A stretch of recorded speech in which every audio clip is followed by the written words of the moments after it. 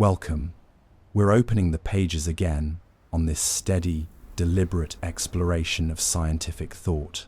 Let's put aside the modern world for a moment. Our focus tonight shifts entirely to the height of the space race and the Apollo missions. A chapter of history filled with astounding scientific achievement and shadows of classified secrets and alleged cover-ups. Imagine, for a moment, that the quiet of the cosmos is an illusion, a great silence maintained by the vast, stretching distances between the stars. But what if, right now, as you settle in, an object from another star system is doing something that violates the beautiful, predictable song we call the laws of physics? Something is pushing material forward, ahead of its own trajectory, directly into the unceasing flow of the solar wind. Not a single scientist on this spinning sphere, not an agency with the reach of the European Space Agency or the might of NASA, can physically explain how this is possible. It is a paradox the size of a comet, an interloper named 3I Atlas. On November 22nd, 2025, the sky was pricked open by the camera of an amateur astronomer in Puerto Rico, capturing 3 simple images that sent a deep, cool shiver through the scientific world. What he photographed was not a natural object behaving naturally. It was a strange, subtle structure extending forward toward the sun, clearing a path through space in a way we have never once documented in the long, careful history of astronomical observation. Every other comet we know follows a simple, golden rule. Its tail, a gossamer banner of gas and dust, must point away from the sun, blown back by the stellar wind and the pressure of sunlight. It's not a trail left behind, like a car on a dusty road. It is material being actively blown in the opposite direction. Yet, 3I Atlas is doing the impossible, projecting material forward into the solar hurricane in the direction of its motion through space. This single, impossible act is forcing the brightest minds in astrophysics to openly question whether 3I Atlas is a natural comet at all, or if it carries a technological signature from a mind that predates our own. The next 25 days could reveal its secrets as it makes its closest, most revealing approach to our Earth. Where are you listening from tonight? What time is it there? I am always curious to hear your thoughts. Do you believe 3I Atlas is a natural, frozen traveler, or something else entirely? Perhaps a vessel on a planned, conscious journey? Let us dive deep into this mystery, the forward-advancing anti-tale that seems to defy every law of physics we hold dear. The cosmic whisper is about to become a little louder. The universe, you see, is fundamentally simple in its great mechanisms. When we look up at the comets, those dusty snowballs that have traveled for billions of years, we expect to see a specific, predictable shape, a delicate dance dictated by our Sunday. This is where our story begins to feel less like a nature documentary and more like a quiet mystery, the case of the forward-advancing anti-tale.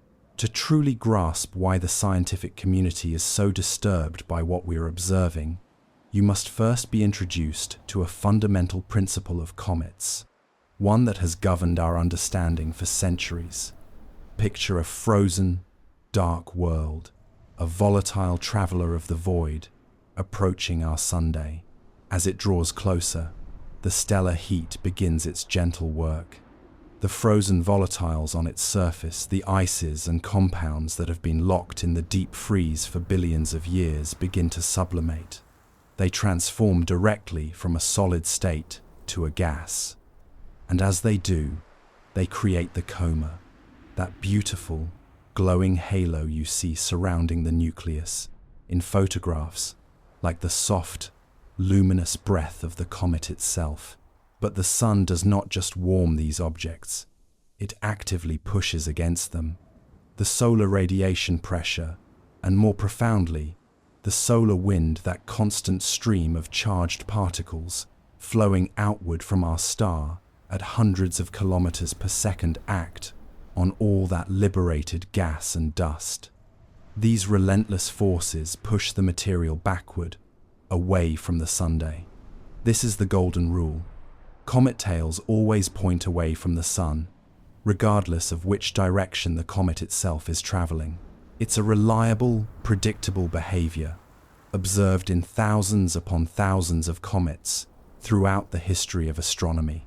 Until now, 3I Atlas, this interstellar visitor, is doing something that should be physically impossible. It is projecting material forward, ahead of itself, in the direction of its motion through space. The material is not streaming behind it, where the solar wind should push it. It is not moving perpendicular to its path, where we might expect some unusual outgassing. It is moving forward, toward the sun, against the relentless force of the solar wind. Think about this on an intimate, sensory level. Imagine you are standing directly inside a hurricane, facing into the enormous, roaring wind. Now, try to blow a handful of sand forward into that same wind. You cannot do it. The force pushing against you is simply too strong. Yet, 3I Atlas is accomplishing exactly this on a cosmic scale, extending a structure millions of kilometers ahead of its trajectory, as if the solar wind simply does not apply to it at all. When the venerable Hubble Space Telescope first captured images of 3I Atlas back in July of 2025, astronomers noticed something peculiar, an extension of material pointing toward the Sunday. At first, many naturally assumed this was a perspective effect, something we call an anti-tail. This is a known optical illusion, where the geometry of a comet's dust trail, viewed edge-on from a certain angle, can make the material appear to extend sunward, when, in reality, it is simply spread along the comet's orbital plane. It's a well-understood phenomenon, a trick of the eye, played by celestial geometry. But as weeks passed and more observations were gathered, it became increasingly clear that what we were seeing was not a trick of the light at all. On October 2nd, 2025, NASA's Mars Reconnaissance Orbiter turned its high-resolution camera toward 3I Atlas as it passed within 29 million kilometers of the red planet. The high-resolution imaging science experiment camera, one of the most powerful imaging instruments we have ever sent to another world, captured a single image that seemed to change everything. The image showed 3I Atlas, with a glowing extension, advancing ahead of it, in the direction of its motion. It was not pointed directly at the sun, necessarily, but forward, as if actively clearing a path through space. The extension created a strange, distinct X-shaped pattern around the nucleus, with material projecting both ahead and behind the object. Dr. Avi Loeb of Harvard University, a scientist known for his willingness to consider the unconventional, was among the first to recognize the profound implications of this particular anomaly. He wrote that it is easy to explain a plume of gas and dust extending toward the sun as a result of illumination of pockets of ice by sunlight, or away from the sun as a result of radiation pressure or the solar wind. It is also possible to account for a trailing stream that the object leaves behind, as drag from the solar wind slows material down relative to the object. But, as he concluded, it is much more difficult to account for a plume extended perpendicular to the direction of the sun and ahead of the object. The sheer scale of what we are observing is staggering, a mind-stretching number. The extension captured in the high-resolution imaging science experiment image spans approximately 3,000 kilometers. For the frozen volatiles that sublimate from the surface of a natural comet, At their typical thermal speed, it would take about 1 full day to cross that distance. Yet, the phenomenon has persisted for months now, growing more pronounced rather than dissipating into the void. By early November, as 3I Atlas emerged from behind the Sun, following its closest solar approach on October the 29th, new images revealed that the anti-tail had not disappeared. In fact, it had intensified. On November the 8th, 2025, a trio of astute astronomers, Michael Yeager, Gerald Reman, and Enrico Prosperi, captured deep images showing a complex tail structure utterly unlike anything documented before. 4 to 5 distinct jets or tails were fanning out in multiple directions from the nucleus. Some observers noted that the structure resembled Comet C 2016 R2, an unusual, long-period comet extremely rich in carbon monoxide and nitrogen, but poor in dust. But even that comparison falls short of explaining the impossible, forward-facing phenomenon that 3I Atlas continues to exhibit. Then came the moment that sealed the case for many researchers. November 22nd, amateur astronomer Efra Morales Rivera pointed his 305mm telescope at the pre-dawn sky from Aguadilla, Puerto Rico, and captured those 3 images that sent the astronomical community into overdrive. At a low resolution, 3I Atlas appeared as an unremarkable fuzzy green comet without a visible tail. But when the image brightness was digitally enhanced and processed, the subtle, terrifying truth emerged. There were bilateral gas emissions extending from a compact central core, a prominent, forward-facing anti-tail stretching toward the Sun, and, perhaps most disturbing of all, the complete absence of the expected dust trail that should stream behind any comet after its closest approach to the Sunday. Let us be absolutely clear about the implication of these 3 anomalies. Standard comet physics predicts that an object losing more than 13% of its mass during perihelion passage, which 3I Atlas has, according to NASA's own data on its non-gravitational acceleration, should produce a massive, visually prominent tail of dust and ionized gas being pushed away from the Sunday. The expected tail length for an object at 3I Atlas's current distance and mass loss rate would extend hundreds of thousands of kilometers. Instead, we see material advancing forward, ahead of the object, where no natural process should be able to put it. Dr. Loeb, standing at the edge of this scientific precipice, proposed a hypothesis that would have seemed outlandish just a few years ago. But now, he says, demands serious consideration. What if this forward extension is not a natural phenomenon at all?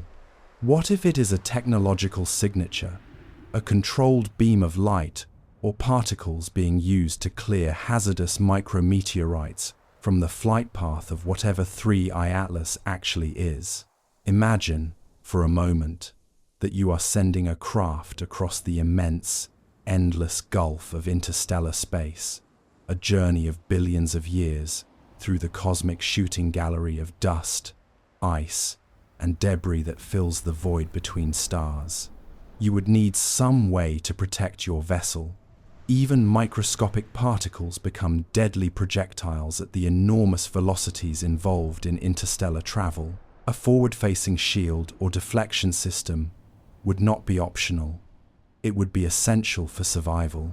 But there is another possibility, perhaps even more intriguing, and one that loops back into the ancient human quest for sustenance. What if 3I Atlas is not just protecting itself, but actively harvesting material as it travels? We will turn to the chemical evidence next, the signature of nickel and iron, and see what that quiet mystery reveals about the intention behind this impossible object. The truth, as always, is buried deep in the starlight, The great illusion of the cosmos is often one of pristine, unblemished nature. We imagine space as a realm of icy silence and pure, predictable elements.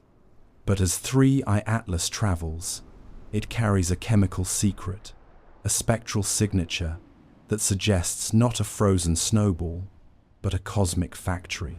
Our solar system is filled with metallic fragments, dust particles rich in iron, nickel, and a host of other useful elements.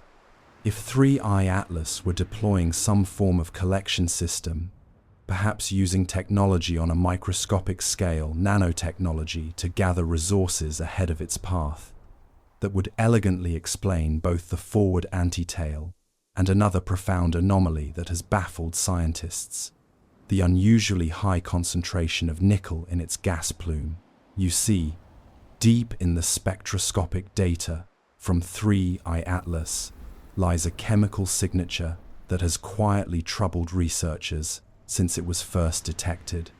The object's gas emissions contain far more nickel than iron, a ratio that is extremely unusual for any natural celestial body, and, startlingly, remarkably similar to what we find in industrially produced nickel alloys. This is not the kind of flashy, headline-grabbing anomaly. It is subtle, technical, buried in the careful measurements of elemental abundance. But for those who understand what it implies, the nickel signature may be the most disturbing finding yet about the true nature of 3I Atlas. To appreciate why this ratio matters, you need to understand the cosmic abundance of elements. Iron is one of the most common metals in the universe. It is the most stable nucleus, forged in the hearts of massive stars and seeded across the galaxy when they perish in supernova explosions. Nickel is also produced in these stellar death throes, but in significantly smaller quantities. The cosmic ratio, the universal average of iron to nickel, is approximately 18:1. The iron always, heavily, dominates. This ratio appears consistently in meteorites, in cometary dust, and in the atmospheres of stars. Natural objects respect this ratio. They are formed from the raw, cosmic ingredients of the interstellar medium. 3I Atlas breaks this pattern completely. Spectroscopic observations have detected nickel emissions that are orders of magnitude stronger than expected relative to iron. Preliminary estimates suggest that nickel either equals or even exceeds iron in the object's emissions. This is a fundamental departure from cosmic chemistry. Very few natural processes can enrich nickel relative to iron. However, what does reliably and consistently produce nickel-enriched materials is industrial processing. Nickel alloys, particularly those engineered for high temperature and high stress applications in contexts like aerospace, are deliberately designed to contain more nickel than would occur naturally. Alloys like Inconel, for example, used in aerospace applications, contain 60 to 70% nickel. These alloys are prized precisely because their engineered composition differs from natural materials. When Dr. Avi Loeb first highlighted the nickel anomaly, he carefully framed it, the nickel-to-iron ratio. In 3I Atlas, he noted, resembles industrially produced nickel alloys more than any natural astronomical object. This is not proof of artificial origin, but it is a data point that fits more comfortably with the artificial hypothesis than with the natural one. But the mystery deepens. There is another chemical anomaly, an unusual nickel-to-cyanide ratio. In typical comets, cyanide compounds are common products of photodissociation when ultraviolet light breaks apart larger molecules in the coma. The ratio of nickel to cyanide in solar system comets follows a fairly consistent pattern. In 3I Atlas, that ratio is orders of magnitude higher. There is far more nickel relative to cyanide than in any of the thousands of comets we have studied, including the previous interstellar visitor, 2I Borisov. How do we explain this?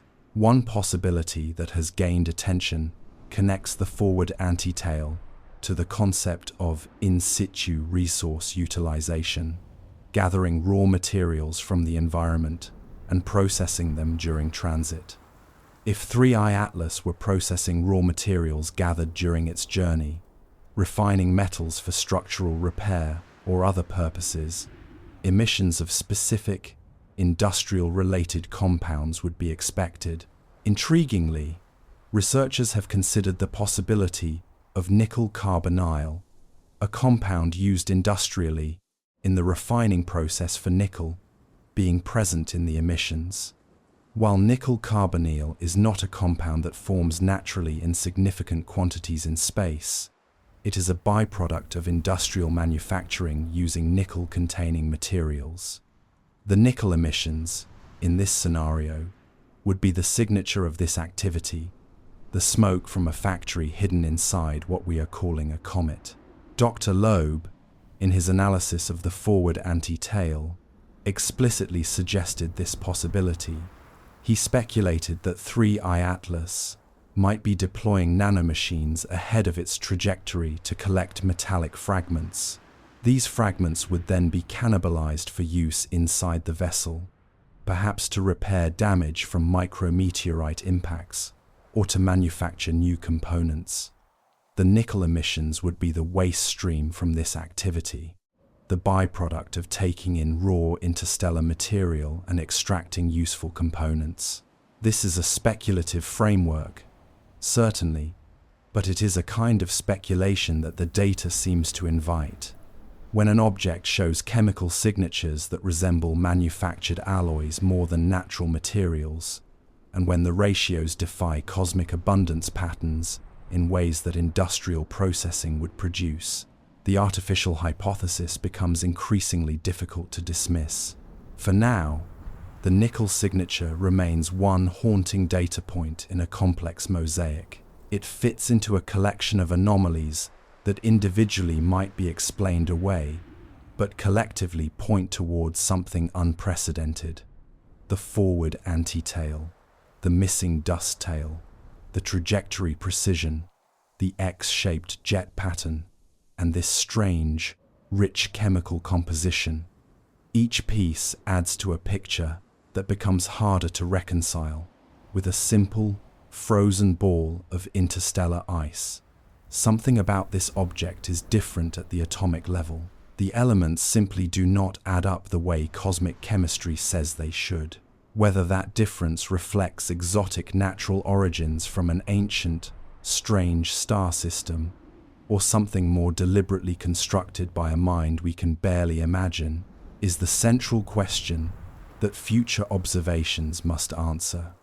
But the case for the industrial fingerprint is strong enough to make any careful scientist pause, to turn the gaze of their telescope toward this chemical anomaly and whisper the age-old question, what if? The silence of the cosmos, you see, is often loudest when it carries a new idea. The next mystery is not found in motion or missing light, but in a precise, chilling number, a ratio that changes everything we thought we knew about the origin of this object. It is the signature of the James Webb Space Telescope, an 8-to-1 ratio of carbon dioxide to water, a chemical inversion never seen before. When NASA's James Webb Space Telescope turned its powerful infrared gaze toward 3I Atlas on August 6, 2025, scientists expected to learn something interesting, perhaps exotic, about interstellar chemistry. What they discovered instead was a chemical signature that challenges fundamental assumptions about where this object came from and how it formed. The data revealed a carbon dioxide to water ratio of approximately 8-to-1, among the highest ever recorded for any comet in history. To put that number in a quiet, humbling perspective, typical solar system comets are overwhelmingly dominated by water ice. Carbon dioxide is present, certainly, but as a secondary component, usually accounting for only 5 to 15% of volatile emissions. 3I Atlas has inverted this relationship completely. It is a carbon dioxide comet with a splash of water, not a water comet with a bit of carbon dioxide, and nobody can fully explain why. The observation came from the Webb's near-infrared spectrograph, an instrument capable of dissecting light into its component wavelengths with extraordinary precision. By analyzing which wavelengths are absorbed or emitted by the gas surrounding 3I Atlas, researchers could identify the molecular species present in the coma and estimate their relative abundances. The signature of carbon dioxide was unmistakable, a strong spectral feature that dominated the data. Water vapor was present, but strikingly subdued. When the researchers calculated the ratio, the result was startling enough that they checked their data multiple times before finally publishing. For every molecule of water sublimating from the surface of 3I Atlas, roughly 8 molecules of carbon dioxide are escaping into space. This is not a small deviation from the norm. This is an entirely different chemical regime. To understand why this ratio is so significant, you need to think about how comets are born in the dusty cradle of a star system. In the early solar system, the sun was surrounded by a disk of gas and dust, the raw, chaotic material from which planets and smaller bodies would eventually coalesce. Different volatile compounds freeze at different distances from the sun depending on their individual freezing points. Water ice, which is very stable, can exist relatively close to the sun, inside what astronomers call the snow line. Carbon dioxide ice requires colder temperatures and can only survive further out. Comets that form near the snow line tend to be water-dominated because that is the most abundant volatile in their formation region. Comets that form further out contain more carbon dioxide and carbon monoxide. By carefully measuring the relative abundances of these compounds, astronomers can essentially read a comet's birth certificate, determining roughly where in its parent disk it formed.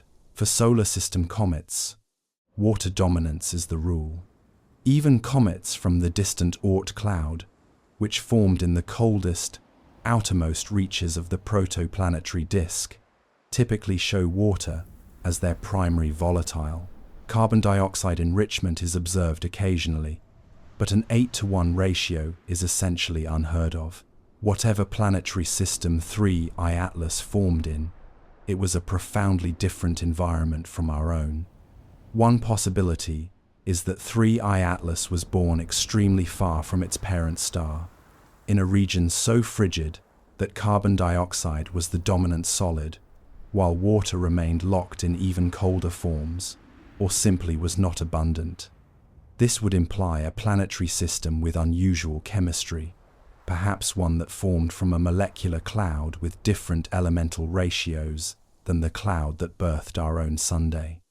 Alternatively, the parent star might have been much cooler than the Sun, shifting all the ice lines inward and creating a planetary system dominated by exotic volatiles throughout. But there is another explanation, one that has gained considerable attention in recent weeks and connects back to the extreme age of this object, a topic we will soon delve into more deeply. The extraordinary carbon dioxide enrichment might not reflect the original composition of 3I Atlas at all.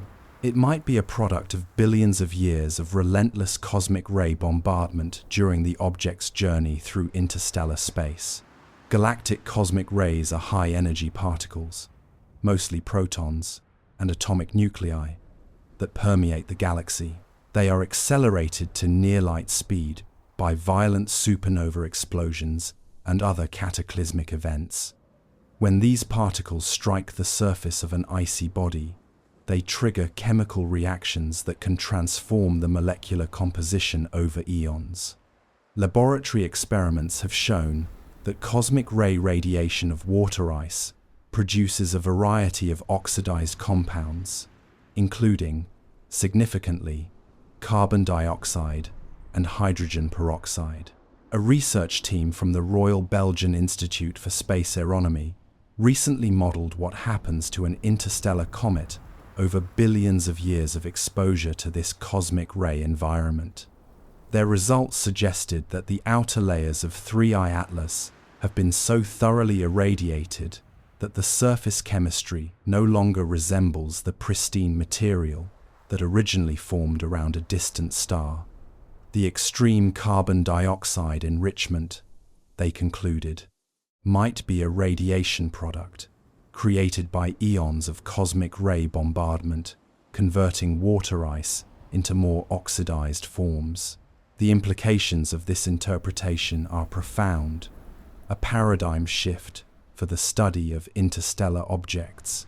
If the surface of 3I Atlas has been fundamentally transformed by radiation damage, then we are not observing the original interstellar composition. We are observing something created during the journey, a crust of irradiated material that tells us more about the interstellar medium than about the object's birth environment. As one of the lead authors of the radiation study, Dr. Roman Maggiolo, calculated, cosmic rays have altered the ice to a depth of 15 to 20 meters over the object's estimated 7 billion year lifespan. That is the entire observable surface layer. Everything we detect spectroscopically comes from this irradiated crust. The pristine interior, if it still exists, is hidden from view beneath layers of transformed material. This raises the most compelling question of all. If natural objects are so thoroughly transformed by interstellar travel that their original nature is unrecoverable, how would we ever distinguish a natural, ancient comet from something else, an ancient technological vessel? We are seeing what billions of years of cosmic ray exposure creates. We will now journey further back in time, to the incredible age of this traveler, a span of 7 billion years, and see what that time depth implies for the story of 3I Atlas. The universe often gives us quiet moments of truth, and for 3I Atlas, that moment is approaching rapidly. In exactly 25 days, from the time of this deep dive into the mystery, something extraordinary will happen. 3I Atlas will reach its closest point to Earth, passing within 269 million kilometers of our planet. That is approximately 1.8 times the distance from Earth to the Sunday. This distance is still remarkably far by human standards. Far enough that the object poses absolutely no threat to our world. But it is close enough that our most powerful telescopes will have their final, best opportunity to study this interstellar visitor in unprecedented detail. What happens during that observation window could confirm or overturn everything we think we know about 3I Atlas. The next 25 days may be the most consequential period in the history of interstellar object research. The December 19th approach marks a critical turning point in the investigation.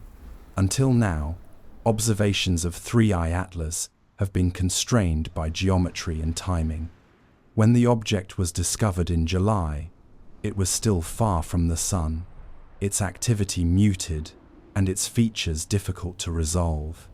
As it approached its closest solar point in October, it moved behind the Sun from Earth's perspective, becoming unobservable to ground-based telescopes for several critical weeks. The post-perihelion images have been illuminating but limited by the object's distance and position in the pre-dawn sky, where atmospheric turbulence degrades image quality. December 19th changes all of that. 3I Atlas will be high in the sky during the best observing hours. It will be bright enough for detailed spectroscopic analysis, and most importantly, it will be close enough that features spanning thousands of kilometers can be resolved by the high-tech, adaptive optic systems on the world's largest telescopes. The entire global community is mobilizing. The W.M. Keck Observatory in Hawaii, the Very Large Telescope in Chile, the Gemini telescopes in both hemispheres. All of these majestic facilities will be pointed at 3I Atlas during its close approach. The resulting flood of data could finally answer the questions that have tantalized researchers for months. The first, highest priority, will be the detailed spectroscopic analysis of the jets. As we discussed earlier, 3I Atlas displays those peculiar jet structures that have refused to behave like normal cometary outgassing. They remain collimated despite the object's rotation. They extend perpendicular to the Sun-Comet axis, where no natural force should push them. They have persisted for months, with little apparent change in orientation. Understanding what these jets actually are requires measuring two key things: their composition and their velocity. Composition tells us what material the jets are made of. If they show the spectral signatures of water vapor, carbon dioxide, and carbon monoxide in the proportions expected from sublimating ice, that would strongly support the natural comet hypothesis. If they contain unexpected elements, particularly metals or compounds not associated with cometary activity, that would raise serious, profound questions about the object's nature. The industrial nickel-to-iron ratio, already detected in the coma, is intriguing but not definitive. More detailed spectroscopy could reveal whether this ratio is consistent throughout the jets or concentrated in specific structures. Velocity is even more diagnostic, the silver bullet of the investigation. When ice sublimates from a comet's surface, the resulting gas can only travel so fast. The thermal energy available from solar heating limits the exhaust velocity to a few hundred meters per second at most. This is a hard, unyielding physical constraint that applies to all natural comets, regardless of size or composition. If the jets of 3I Atlas are moving at these thermal velocities, they are almost certainly natural, however unusual the object is. But if they show velocities of several kilometers per second or more, that would be difficult or impossible to explain through passive sublimation. High-velocity jets would require an active, controlled propulsion mechanism, something pushing the material harder than sunlight ever could. The December observations should be able to measure jet velocities through the subtle shift in light known as Doppler spectroscopy. By analyzing the slight shifts in spectral lines caused by material moving toward or away from the observer, astronomers can determine how fast the jets are truly traveling. Applying this technique to 3I Atlas during its close approach could provide definitive, undeniable evidence about the nature of its unusual emissions. Beyond spectroscopy, the close approach will enable high-resolution imaging that could resolve surface features on the nucleus itself.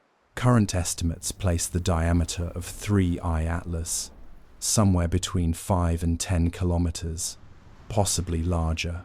At closest approach, adaptive optic systems on 8 to 10 meter class telescopes might achieve a resolution of a few dozen kilometers. If 3I Atlas has appendages, antennae, solar panels, or other geometric features inconsistent with a natural icy body, this would be the best opportunity to detect them. More realistically, imaging could reveal the detailed, fine-grained structure of the coma and jets in ways that current observations cannot match. The strange X-shaped pattern seen in the November 20th images, which we will discuss next, was barely resolved, its interpretation uncertain. At closer range and with higher resolution, the same features would be much clearer. If smaller objects are indeed being deployed from 3I Atlas, they might become individually detectable as distinct points of light, separating from the main body. The geometric relationships between the nucleus, the jets, and any subcomponents would constrain theories about what is happening and why. The timing of the close approach is also scientifically significant. December the 19th comes approximately 50 days after perihelion. This is enough time for any post-perihelion changes to have developed fully. If 3I Atlas was going to fragment under thermal stress, it would likely have done so by now. If it was going to develop a conventional dust tail, that should be visible. Whatever state the object is in, on December 19th, represents its stable post-perihelion configuration, the form it will maintain as it journeys outward toward Jupiter and eventually beyond the solar system. After this date, the window of opportunity begins to close. After December 19th, every day increases the distance between us and the interstellar visitor. While observations will certainly continue into 2026, each passing week will see the object fade and shrink in our telescopes. The detailed characterization possible in late December will become progressively more difficult. This creates urgency. The astronomical community has one best chance to answer the foundational questions about 3I Atlas. Is it a natural comet displaying unprecedented behavior, or is it something else entirely? The data collected over the next few weeks will be analyzed and debated for years. It may be decades before another interstellar object, this large and bright, passes through our solar system. We must make every observation count. The December 19th close approach could be a moment of sudden revelation, where data transforms from ambiguous to decisive in a single observation. The night of December 19th will find astronomers at observatories around the world pointed at the same small patch of sky, united in shared wonder and shared uncertainty. We will now turn our gaze to one of the most compelling pieces of evidence that could be confirmed during this close approach: the strange, precise geometry of the X-shaped pattern that hints at the deployment of smaller objects. The ancient traveler, aimed with impossible precision, now approaches its chosen destination. The March 16th, 2026 Jupiter encounter is the inevitable focal point of this entire cosmic mystery. It is the ultimate purpose behind the trajectory correction, the nickel emissions, and the forward-facing anti-tail. The question is not if something will happen at Jupiter, but what it will be. Jupiter's Hill radius is not just the boundary of gravitational capture, it is also the location of the Lagrange points, specifically L1 and L2, where the gravitational forces of Jupiter and the Sun balance each other out. These Lagrange points are what space agencies call parking orbits. Objects placed at these precise locations require minimal fuel to maintain their position. They can loiter indefinitely, watching, waiting, without expending significant energy on orbital corrections. We ourselves use Lagrange points for exactly this purpose. The James Webb Space Telescope orbits at the Earth-Sun L2 point. NASA's recently launched ESCAPADE mission will park at a Lagrange point before proceeding to Mars. These locations are the natural staging areas for any sophisticated space operation. The precision aiming of 3I Atlas is, therefore, an action that makes perfect engineering sense if its purpose is to deploy a long-term presence. If 3I Atlas were to deposit technological devices at Jupiter's Lagrange points as it passes through the Hill radius, those devices would need to decelerate from the object's high relative velocity to become captured. At the moment of closest approach, 3I Atlas will be traveling at approximately 65.9 kilometers per second relative to Jupiter. Any probe or satellite released at that moment would need to shed most of that velocity to enter a stable orbit. The escape velocity from Jupiter's gravitational well at the Hill radius is only about 2.2 kilometers per second. This is a significant energy requirement. But, as Dr. Loeb notes, it is not an insurmountable one for advanced propulsion technology. The critical moment will be after the encounter. Dr.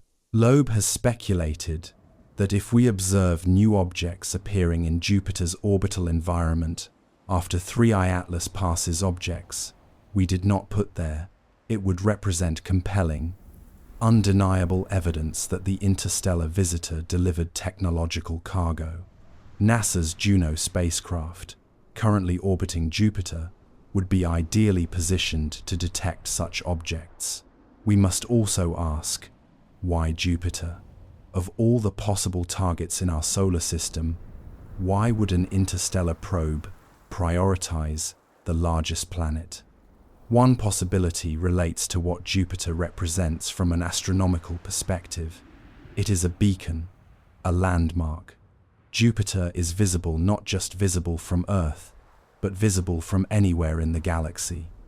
Its immense size, its brightness, its distinctive banded atmosphere. These features would be apparent to any civilization, with telescopes pointed in our direction. When 3I Atlas was launched, potentially billions of years ago from a star system we have not yet identified, Jupiter would have been one of the most obvious landmarks in our solar system. The inner planets, Earth and Venus and Mars, are tiny by comparison. They would have been nearly invisible from interstellar distances. But Jupiter, massive Jupiter, would have stood out like a beacon. If the civilization that created 3I Atlas, assuming for a moment that it is artificial, wanted to establish a presence in our solar system, Jupiter would be the logical, strategic choice. It offers gravitational resources for capturing objects into stable orbits. It possesses a system of moons that could serve as bases or resource extraction sites.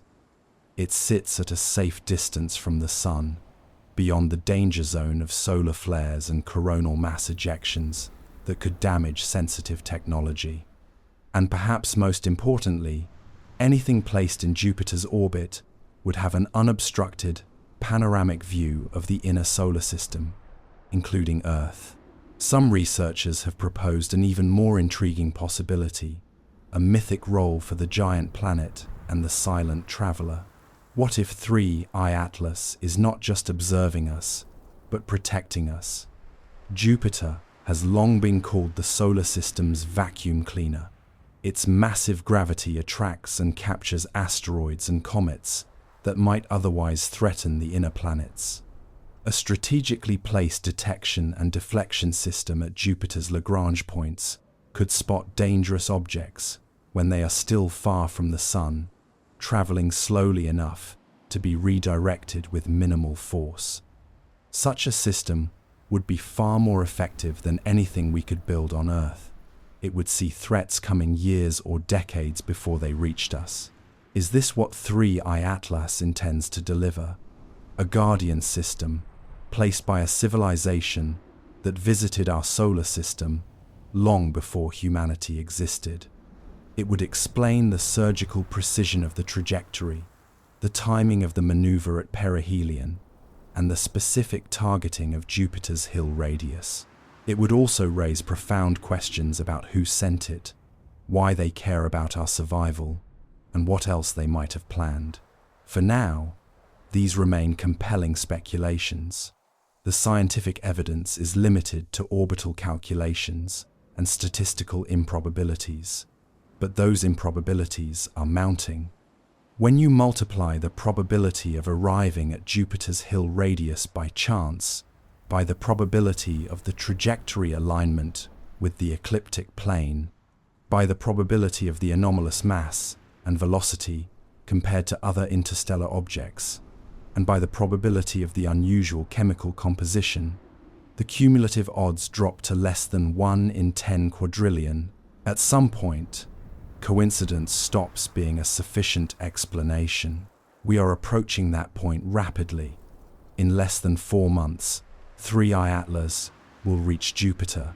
Whatever happens then, whether it passes silently through the Hill radius and continues into interstellar space, or whether it leaves something behind, will determine whether we have witnessed a remarkable astronomical coincidence or the most significant event in human history.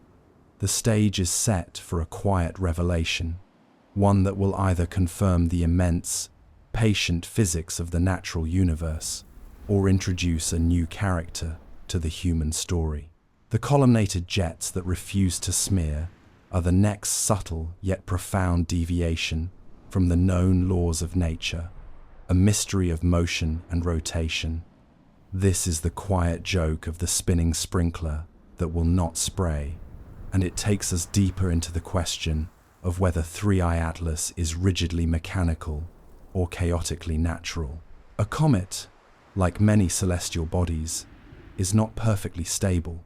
It rotates. 3I Atlas has been observed rotating with a period of approximately 16 hours. Any material ejected from its surface gas from sublimation, dust from the ice, should be flung outward by this rotation, creating a spiral or a fan-shaped pattern as the object turns. The jets we observe, whether forward-facing or sideways, should be smeared across many degrees of arc, tracing the rotation of the nucleus over the course of a single, long exposure. Yet, the November 20th image shows jets that remain tightly collimated, extending in straight lines for millions of kilometers without visible spreading. The November 9th images showed similar collimation. The jets refuse to smear. This behavior is extraordinarily difficult to explain for a natural comet. Imagine the spinning sprinkler head in your garden. As the water jets out, the rotation of the head causes the water to arc away in a broad, turning fan. That is what physics demands. If sublimating gas is being ejected from vents on the surface of a comet as the nucleus rotates, the resulting plumes should fan outward, like that water from the spinning sprinkler. We see nothing of the sort.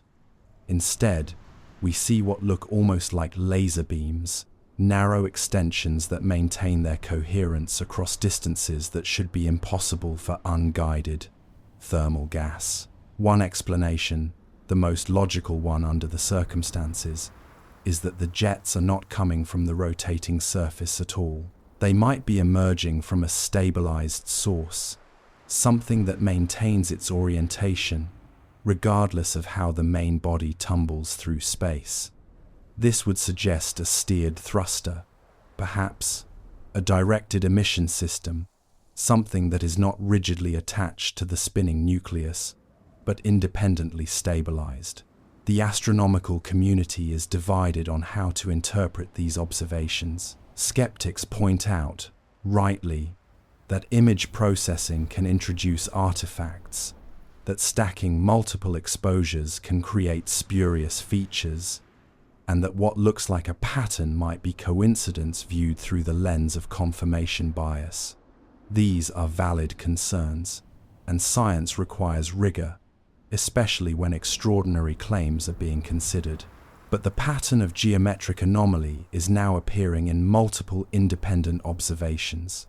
We have the high-resolution imaging science experiment image from Mars, the November 9th images from European observers, the November 20th stacked exposure, and the November 22nd Puerto Rico photographs. Each shows geometric features, the forward antitail, the X pattern, the collimated jets that standard cometry models cannot explain. At some point, dismissing each observation as coincidence or artifact becomes less parsimonious than accepting that 3I Atlas is doing something genuinely unprecedented. The critical factor, once again, is the velocity of the material, a data point we hope to obtain during the December 19th close approach. If the jets are merely steam, moving at hundreds of meters per second, they should be smeared across the arc of rotation. The fact that they remain tightly collimated suggests two possibilities. Either the rotation of the nucleus is much slower than the 16 hours observed, or the velocity of the ejected material is so high kilometers per second that the rotation simply does not have time to smear the jet over the exposure time. A high-velocity jet is a key signature of directed propulsion, not passive sublimation. The collimation mystery is fundamentally a question of energy. Thermal sublimation, the natural process of ice turning to gas, is a low-energy event. The resulting gas moves with an energy dictated by the temperature of the ice, a few hundred meters per second at best. Directed propulsion, however, can be an extremely high-energy event, designed to expel material at several kilometers per second or more. If the material is moving out at 10 kilometers per second, for example, it travels so fast that even a rotating source would produce a nearly straight line on the image plate. This quiet act of defying rotation, of refusing to smear, strengthens the case for a more active, intentional mechanism at work within 3I Atlas. It is one thing for a comet to have an unusual chemical composition. It is another entirely for it to defy the most fundamental law of rotation and inertia, maintaining perfect geometric lines over vast, million-kilometer distances. The geometry is too precise, the lines too straight, for the chaotic artistry of nature. The human mind, in its deepest need for order, finds comfort in straight lines and simple geometric shapes. Nature, however, prefers spirals and curves, the subtle chaos of randomness. The geometric patterns emerging from 3I Atlas, the forward-facing line, the perpendicular X pattern, the unsmeared, columnated jets, all seem to speak in a language of conscious, engineering intent. We are now left with a compelling thought. If these straight lines are not an illusion, they must be a message, a signature of purpose, traveling through the 7 billion years of silence.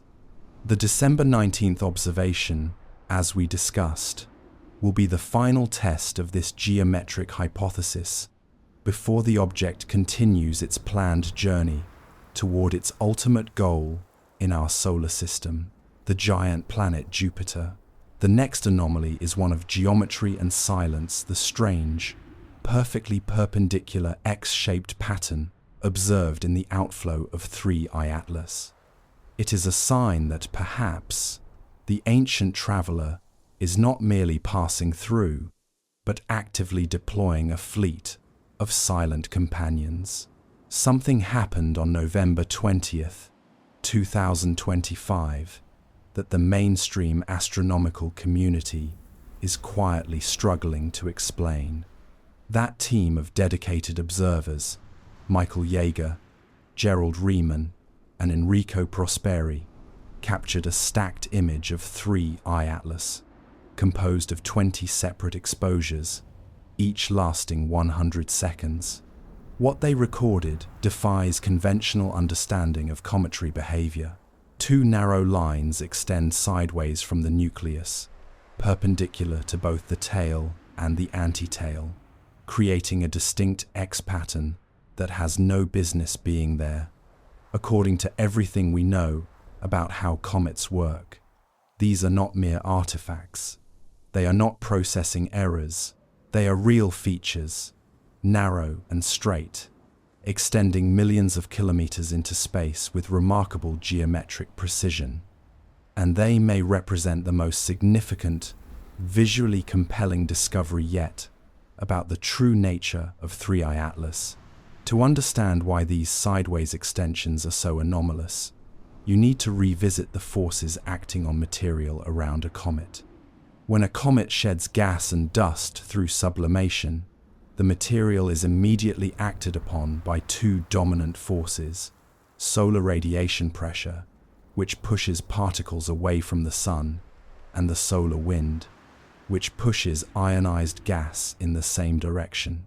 These forces create the familiar geometry of cometary tails, always pointing away from the Sunday. Even the anti-tail, the forward-facing plume, is an attempt by material to resist these forces by sublimating forcefully from the sun-facing side of the nucleus. But material extending sideways, perpendicular to the Sun-Comet axis, that should not happen at all. There is no force pushing particles in that direction. The solar wind does not blow sideways. Radiation pressure does not push perpendicular to the light source. Gravity does not pull material into these geometries. The November 20th image shows the displayed field spanning approximately 1.6 million kilometers at the distance of 3I Atlas. The sideways extensions are clearly visible, narrow and straight, creating their X pattern. The sun's direction in the image is toward the lower left, which means the anti-tail points upper right and the normal tail points lower left, as expected. But the sideways jets point in directions that have absolutely nothing to do with solar geometry. Dr. Avi Loeb, ever the pragmatic analyst of the unconventional, was quick to analyze the implications. In his assessment, there are only two possible explanations for what we are seeing. The first is the mundane one, that the sideways lines are satellite streaks, artifacts from objects passing through the telescope's field of view during the long exposure. Satellites in low Earth orbit frequently create linear streaks in astronomical images, and they can sometimes appear at unexpected angles. This would be the easiest explanation, and careful follow-up observations could confirm or rule it out. But the second explanation is far more intriguing, one that carries the faint, mechanical hum of purpose. If the sideways jets are real, if they actually represent material extending from 3I Atlas, perpendicular to the Sun-Comet axis, then we may be witnessing the release of smaller objects from the main body. Think about what this would mean if 3I Atlas is a technological craft, a mothership of some kind. This could be the direct evidence of it deploying probes or tiny satellites during its passage through our solar system. The geometry is, in fact, remarkably consistent with this interpretation. If small objects were released from 3I Atlas near perihelion, the closest approach to the Sun on October 29th, they would have had approximately 22 days to drift apart from the main body before the November 20th observation. At the observed distance of about 1 million kilometers, this implies a relative velocity of roughly 500 meters per second. This is a very reasonable exhaust velocity for chemical propulsion systems. It is exactly the kind of delta velocity kick that a spacecraft would apply to deploy a probe onto an independent trajectory. But here is what makes this observation even more significant, linking it back to earlier anomalies. The X-shaped pattern in the November 20th image is not unprecedented. It matches a similar pattern observed in the high-resolution image from October 2nd, when NASA's Mars Reconnaissance Orbiter photographed 3I Atlas at its closest approach to Mars. That earlier image also showed an X-shaped glow around the nucleus, with material extending in directions perpendicular to the Sun-Comet axis. At the time, the extensions were much smaller, only a few thousand kilometers across, rather than a million. If both observations are capturing the same phenomenon, we are watching it evolve over time, watching the deployed objects drift further and further from their source. Dr. Loeb calculated what this would mean. If the breakup of 3I Atlas into multiple components started near Mars in early October, and the subcomponents have been drifting apart at 200 to 500 meters per second ever since, we would expect to see exactly the kind of expanding X pattern that the observations reveal. The required velocity kick is remarkably similar to what chemical propulsion systems can achieve, and it is far too large to be explained by solar tidal forces acting on fragments of a natural comet. Something active, something directed, would be required to produce these trajectories. The implications cascade outward. If 3I Atlas is deploying subcomponents, where are they going? The answer might be hidden in the geometry of the X pattern itself. The sideways extensions do not point randomly. They appear to trace specific angular trajectories relative to the main object's path. By analyzing these angles and projecting forward, astronomers may be able to predict where the subcomponents will end up months or years from now. Some might be heading toward the inner solar system. Others might be aimed at Jupiter or the outer planets.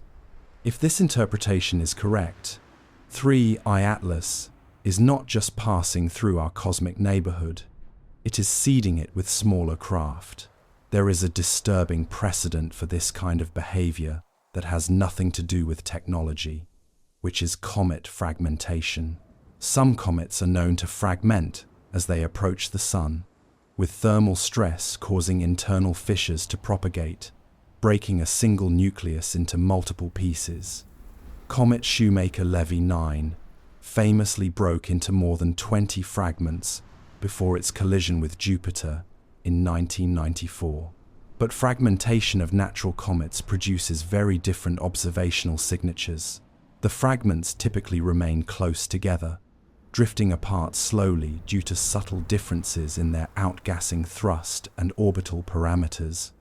They do not separate at hundreds of meters per second in geometrically precise patterns. They do not create narrow, columnated lines, extending millions of kilometers from the main body. And critically, they do not maintain their coherence over weeks of observation. Natural fragments would be pushed and scattered by the solar wind, forming diffuse clouds rather than straight lines. What we are seeing around 3I Atlas looks far more like controlled deployment than chaotic breakup. The timing also raises questions. If 3I Atlas were a natural comet undergoing thermal stress fragmentation, we would expect the breakup to occur at or shortly after perihelion, when solar heating was most intense. The high-resolution imaging science experiment, observation from October 2nd, showing the initial X pattern, came nearly a month before perihelion. Whatever was happening, it started early.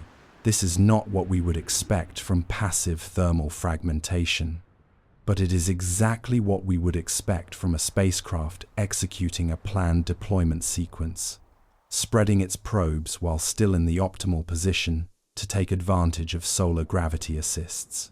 The December 19th closest approach will provide the final, decisive opportunity to resolve this X pattern. If the lines are satellite streaks, they will not appear in follow-up images taken at different times. If they are real features, they should persist and evolve as the deployed objects continue their drift away from the main body. And if they are real, if 3I Atlas is genuinely releasing smaller objects into our solar system, then the question becomes not whether this is happening, but what those objects are for. Observers, probes, communication relays, resource collectors, the possibilities multiply. We may already be watching the first verifiable evidence that something from another star system has decided our little corner of the galaxy is worth investigating more closely. The universe occasionally deals in numbers so improbable that they transcend coincidence and enter the realm of the mythological. The number we must now contemplate is 1 in 26,000, a probability so statistically unlikely that it challenges everything we thought we understood about random chance in the cosmos. This number represents the odds that 3I Atlas an object supposedly drifting randomly through the galaxy for billions of years, just happened to adjust its trajectory to arrive at precisely the most useful location in the entire Jovian system. The destination is not simply close to Jupiter, nor is it in the general neighborhood of the gas giant. It is exactly at the boundary where Jupiter's gravity can capture objects and hold them in a stable orbit. The margin of error is less than 0.1%. And as you are about to discover, this staggering precision was enabled by a mysterious course correction that occurred while 3I Atlas was strategically hidden behind the Sun, invisible to every telescope on Earth. To understand why this discovery has sent shockwaves through the astronomical community, you must first understand a simple, elegant concept called the Hill radius. Every massive object in the solar system, every planet, every moon, exists within the gravitational influence of the Sunday. The Sun's gravity is the engine that keeps the planets in their orbits, preventing them from drifting off into interstellar space. But within certain distances of each planet, there exists a region where the planet's gravity temporarily wins out over the Sun's relentless pull. This region is called the Hill sphere, and its outer boundary is the Hill radius. Think of it as a planet's personal gravitational bubble. Inside this bubble, an object can be captured. It can be placed into orbit around the planet without the Sun pulling it away. Outside this bubble, the Sun's gravity dominates, and any object will continue on its trajectory around our star, rather than becoming bound to the planet. For Jupiter, the largest planet in our solar system, the Hill radius is an enormous, staggering distance, approximately 53.5 million kilometers. But in the context of the solar system's vast, echoing scales, it is a remarkably small, precise target. For a randomly arriving interstellar object to pass through this precise zone by mere chance alone is, statistically speaking, extraordinarily unlikely. Now, here is where the story becomes genuinely unsettling. The data point that changes the mythic quality of this journey. 3I Atlas is scheduled to make its closest approach to Jupiter on March 16, 2026. Using the most precise trajectory data available from NASA's Jet Propulsion Laboratory, researchers have calculated that the object will pass within 53.445 million kilometers of Jupiter, plus or minus approximately 60,000 kilometers of uncertainty. Compare that to Jupiter's Hill radius of 53.502 million kilometers. The match is almost perfect. 3I Atlas will graze the very edge of Jupiter's gravitational sphere of influence. It will arrive at the precise distance where objects can be captured into stable orbits with minimal energy requirements. Dr. Avi Loeb, once again, was among the first to recognize the profound implications of this orbital geometry. In his analysis, he calculated the statistical probability of this coincidence. A margin of 60,000 kilometers out of 53.5 million kilometers corresponds to a precision of roughly 1 part in 1,000. But when you consider the full diameter of Jupiter's orbit around the Sun, the probability drops to approximately 1 in 26,000. For context, you are statistically more likely to be struck by lightning in your lifetime than to witness an interstellar object randomly achieving this level of orbital precision. But the story does not end with mere improbability. What makes this discovery truly extraordinary is how 3I Atlas achieved this trajectory. The object did not arrive in our solar system already perfectly aimed at Jupiter's Hill radius. Something changed its course along the way, and that change happened at the most strategically opportune moment possible. When 3I Atlas reached perihelion, its closest approach to the Sun, on October 29, 2025, NASA detected something unexpected in its orbital data. The object exhibited what scientists call non-gravitational acceleration. This is a fancy, quiet way of saying that 3I Atlas was not moving exactly as gravity alone would predict. Something was pushing it, altering its trajectory by a small but measurable amount. The acceleration was measured at approximately 5 times 10 to the negative 7th power astronomical units per day squared.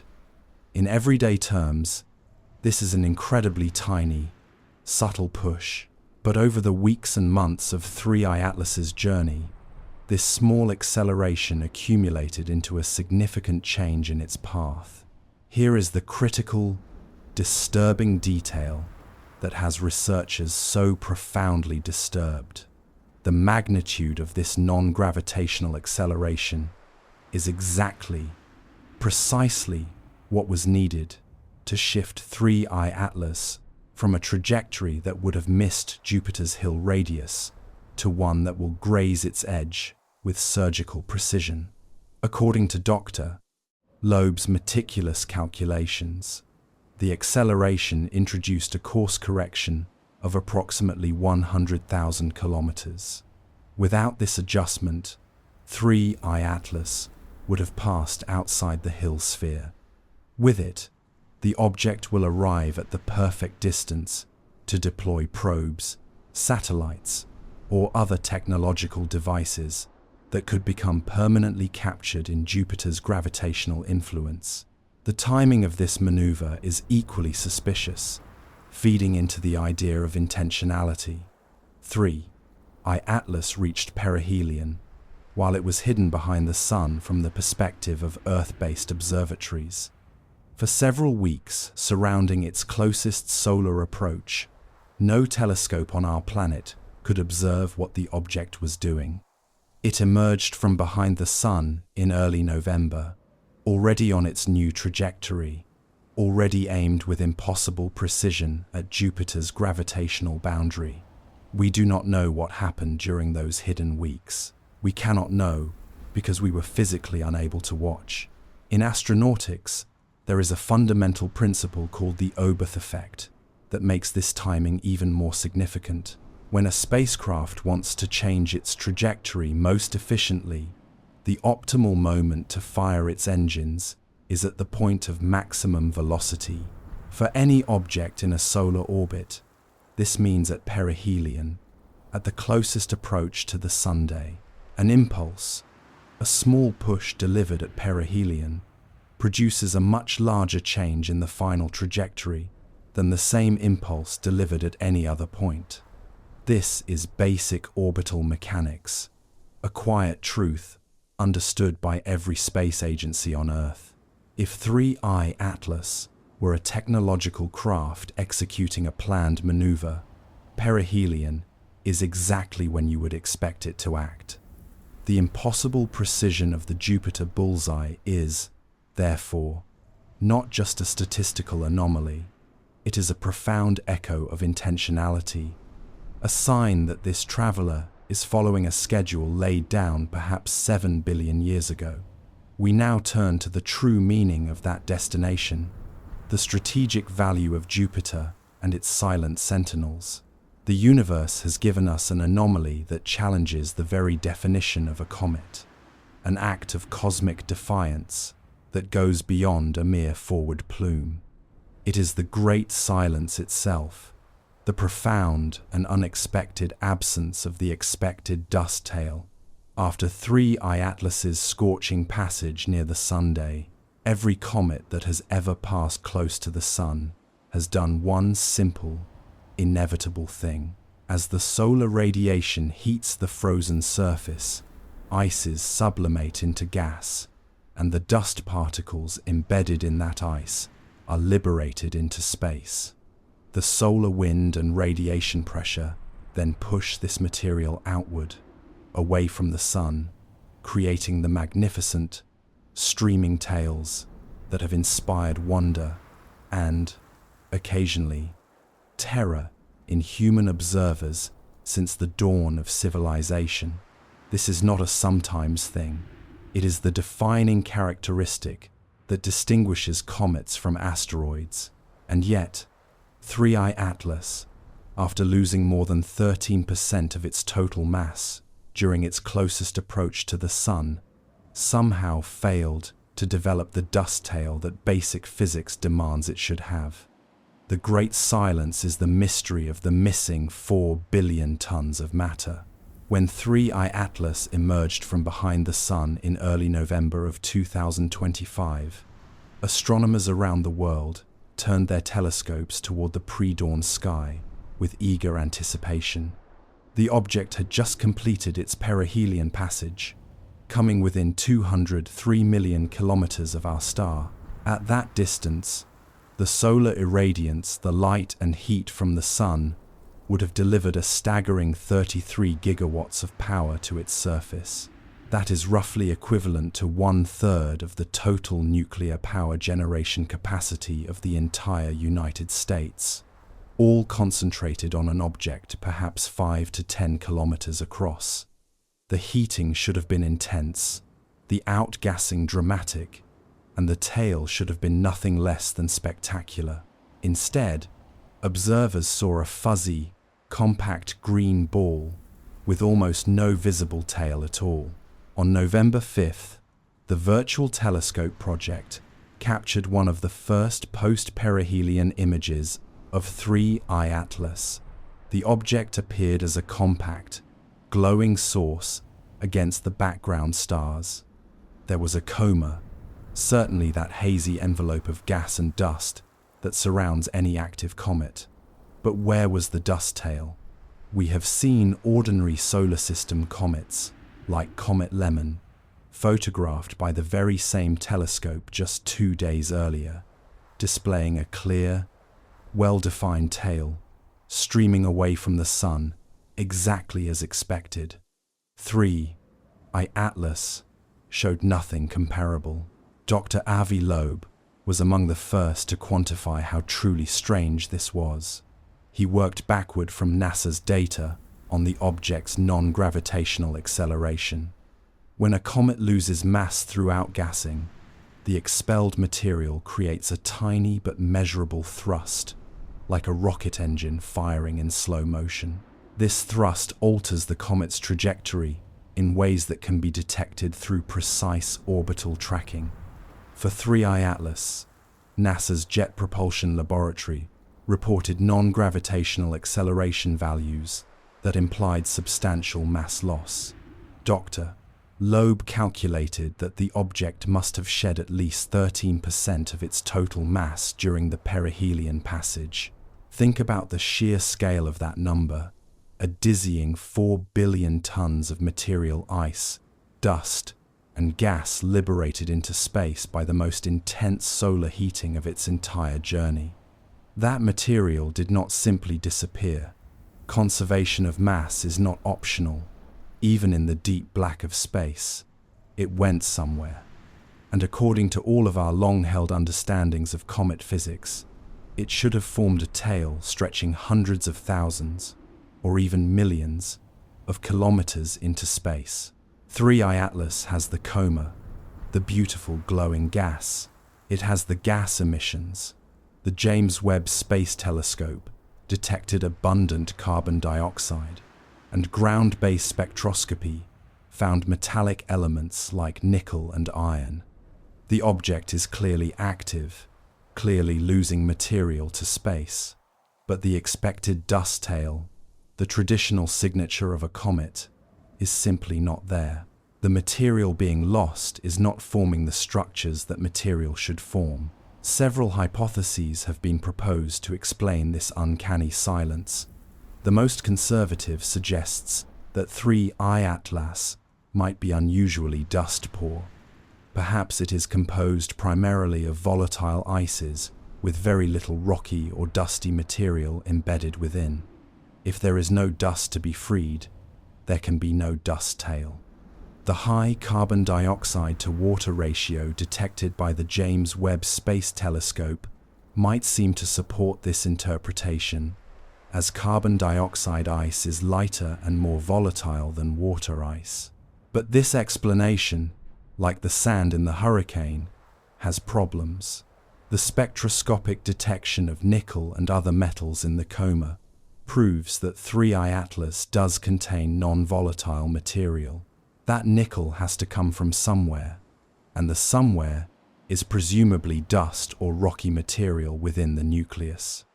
Furthermore, the industrial nickel-to-iron ratio, which resembles manufactured alloys more than natural meteoritic abundances, suggests there is plenty of metallic content to form a dust tail. So, the central, quiet question remains: why is that material not spreading into the expected structure? Another hypothesis involves the size of the particles. Radiation pressure affects small particles much more strongly than large ones. If 3I Atlas is somehow releasing material primarily in the form of large grains rather than fine dust, those grains would be less affected by solar pressure and might remain closer to the nucleus rather than spreading into a visible tail. But again, we run into the same problem of material evidence. We have spectroscopic evidence of gas emissions extending millions of kilometers from 3I Atlas.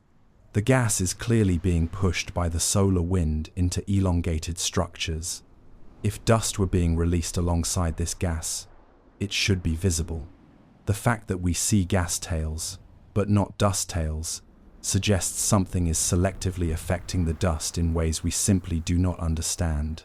Dr. Loeb has offered a more radical interpretation, one that connects this silence back to the forward-facing anti-tail. What if the material being expelled from 3I Atlas is not dust at all, but rather exhaust from some form of controlled propulsion system? Technological thrusters can be designed to minimize particle emissions, expelling ionized gas at high velocity without the dusty byproducts of natural sublimation.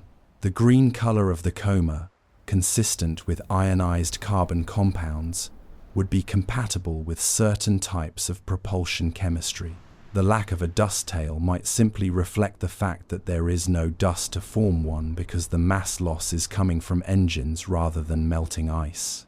This is speculative, certainly, but it is consistent with other, mounting anomalies we have discussed. The columnated jets that refuse to smear despite rotation, the forward anti-tail that advances ahead of the object, and the precise trajectory alignment with Jupiter's hill radius. Each of these observations is difficult to explain for a natural comet. Together, they paint a picture of an object that is behaving in ways our models did not predict, because our models were not designed for this kind of object. The comparison with the previous interstellar comet, 2I Borisov, is telling. Borisov was smaller than 3I Atlas and approached the Sun less closely. Yet, it developed a substantial tail that was easily visible in telescope images. It behaved, in other words, exactly like a natural comet should. Whatever makes 3I Atlas different, it is not simply the fact of being interstellar in origin. 3I Atlas is departing from that template in ways that demand a deeper, more thoughtful explanation. A comet without a proper dust tail is like a bird without wings. It challenges the very category we have placed it in, and it raises the uncomfortable possibility that perhaps we have been categorizing 3I Atlas incorrectly from the very beginning. The next few weeks, as the object approaches its closest encounter with Earth, will provide a vital opportunity for a detailed spectroscopic analysis, which we will turn to next, in the hope of solving the great cosmic silence. Our journey into the mystery of 3I Atlas now takes us back further than humanity has ever truly comprehended, to a number that dwarfs every human achievement and every geological era in Earth's history combined. 7 billion years. That is the estimated age of 3I Atlas, making it not just the oldest comet ever observed, but one of the most ancient objects humanity has ever directly studied. To put this vast span of time in its proper, humbling perspective, consider this. Our Sun, the heart of our solar system, formed approximately 4.6 billion years ago. Life appeared on our planet roughly 3.8 billion years ago. The dinosaurs went extinct 66 million years ago. Anatomically, modern humans have existed for perhaps 300,000 years. Recorded civilization spans only about 5,000 years.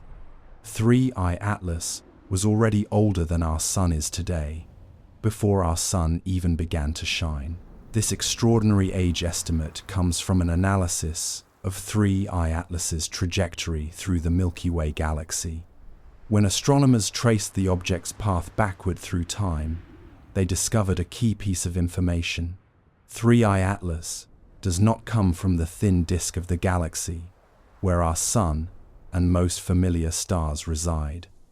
It comes from the thick disk, an older, puffier component of the Milky Way that contains stars formed during a much earlier era of galactic history. The thick disk stars are typically 8 to 12 billion years old. If 3I Atlas originated from a planetary system in the thick disk, it would naturally share that ancient provenance. The galactic trajectory analysis is not guesswork, but a careful calculation based on precise measurements of the object's velocity and direction of approach. 3I Atlas entered our solar system, traveling at about 44 kilometers per second, relative to the local standard of rest, the average motion of nearby stars. This is faster than both 1I Oumuamua and 2I Borisov, the previous interstellar visitors. More importantly, the direction of approach points back toward the thick disk population when projected through the galaxy's rotation. The object has been traveling through interstellar space for billions of years, accumulating cosmic ray damage with every passing eon before finally encountering our Sun in 2025. What does it truly mean for an object to be 7 billion years old? It means that 3I Atlas predates almost everything we know. When this object formed around its parent star, the Milky Way was a smaller, messier galaxy, still assembling itself through mergers with smaller dwarf galaxies. The heavy elements, forged by supernova explosions, had not yet enriched the galactic medium to present-day levels. The first generation of planetary systems was still being born, experimenting with configurations and compositions very different from what we see today. If 3I Atlas carries intact material from that era, it represents a time capsule from the ancient universe. The ices locked within its nucleus might preserve molecular species that no longer exist in the modern galaxy. The dust grains might record the conditions in a protoplanetary disk that formed when the universe was less than half its current age. This is why astronomers are so eager to study the object in detail. It is not just a comet, it is a messenger from deep time, carrying information that cannot be obtained any other way. But this extreme age also poses a profound challenge for interpretation. 7 billion years is an inconceivably long time for any object to survive unchanged. Consider what 3I Atlas has endured during its journey, passing through molecular clouds where gas and dust accumulate, encountering cosmic ray particles that shatter molecular bonds and transform surface chemistry, experiencing tidal forces from passing stars, and colliding with interstellar dust grains at velocities high enough to vaporize material on impact. The interstellar medium is not empty. It is a gauntlet of low-level hazards that accumulate over geological time. The research from the Royal Belgian Institute for Space Aeronomy, which we discussed earlier, vividly explored the consequences of this long-duration exposure. By modeling cosmic ray flux over billions of years, the scientists concluded that the outer 15 to 20 meters of 3I Atlas have been so thoroughly processed by cosmic rays that the original molecular composition has been destroyed. What we observe spectroscopically is not the pristine material that formed 7 billion years ago. It is transformed matter, cooked by radiation, into something new. This means the extreme carbon dioxide to water ratio, the industrial nickel to iron ratio, and the dominance of exotic volatiles might all be artifacts of radiation processing, rather than reflections of the object's original composition. The true nature of 3I Atlas is hidden beneath layers of transformed material that we cannot see through. But here is the most profound, subtle joke of the cosmos. If natural objects are so thoroughly transformed by interstellar travel, if 3I Atlas were a technological artifact launched 7 billion years ago, it too would have accumulated a thick crust of irradiated material during its journey. It too would show unusual chemistry dominated by radiation products. It too would appear on the surface to be exactly what we would expect from an ancient natural object. The camouflage would be perfect, not by design, but by the sheer, inevitable physics of interstellar travel. Any object crossing the galaxy for billions of years will end up looking like a radiation-processed icy body, regardless of what it started as. The interstellar medium simply transforms the surface either way. This is a humbling thought. We might never be able to determine the true nature of 3I Atlas through surface observations alone. The information is lost, overwritten by cosmic ray damage. Only by penetrating beneath the irradiated crust, only by reaching the pristine interior, could we potentially learn what this object actually is. And we have no spacecraft capable of that kind of investigation. The age of 3I Atlas also opens a door to the mythological, the thought of the elder things of the cosmos. If 3I Atlas is a probe launched by an intelligent civilization, that civilization would have needed to exist around a thick disk star roughly 7 billion years ago. That is an extraordinary, time-stretching claim, implying intelligence arising when the universe was less than half its current age. Such a civilization would be unimaginably ancient by human standards, having risen and fallen while our galaxy was still taking shape. Its artifacts, if any survived, would be the oldest technological objects in existence. The age of the object permits possibilities that younger objects would not. For now, the 7 billion years of silence is the deepest mystery of all. It is a silence that will soon be broken by the object's closest approach to Earth, a final, best opportunity for us to gather evidence before the ancient traveler continues its long, slow journey into the dark.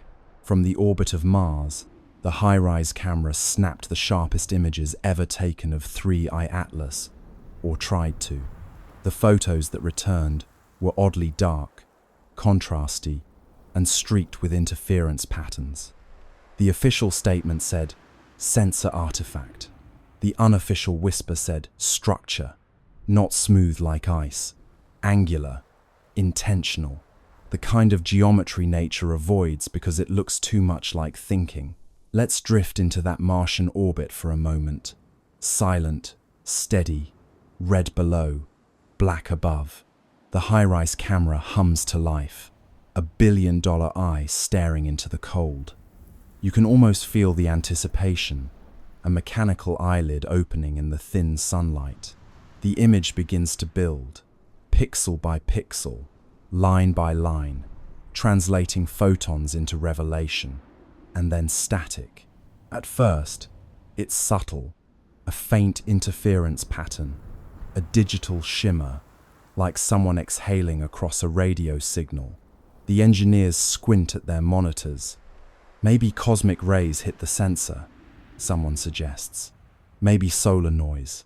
But cosmic rays don't make right angles, and solar noise doesn't repeat itself with architectural precision. The next image arrives, darker. The histogram spikes in places it shouldn't. The shape in the frame looks less like a comet and more like, well, something trying very hard not to look like anything. Its edges are clean, too clean. Shadows fall where there shouldn't be surface variation. And there, just faintly, a glint, a perfect 90-degree reflection. That's when the whispers start. The data team runs deconvolution algorithms to clean the image, and the results make it worse. Beneath the interference, faint geometric striations emerge, triangles, plates, grids. Not random, repeating, symmetrical. The kind of order that makes your brain uncomfortable because it feels deliberate. Structure, one analyst says quietly. No, her supervisor corrects. Artifact.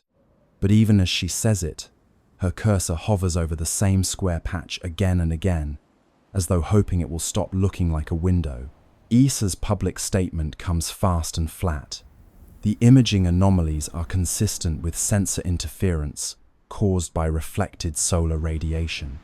That's bureaucratic. For, we don't know what we're seeing, but please don't ask. Internally, though, emails start flying.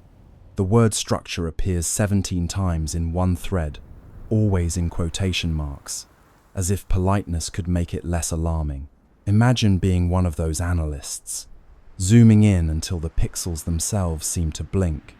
The surface of 3I Atlas isn't smooth or cratered, it's tessellated, plates arranged in patterns too regular for chance. Some appear overlapping, others recessed, and in one frame, a faint seam runs along the curvature, subtle but unmistakable like a hatch. Of course, no one dares call it that.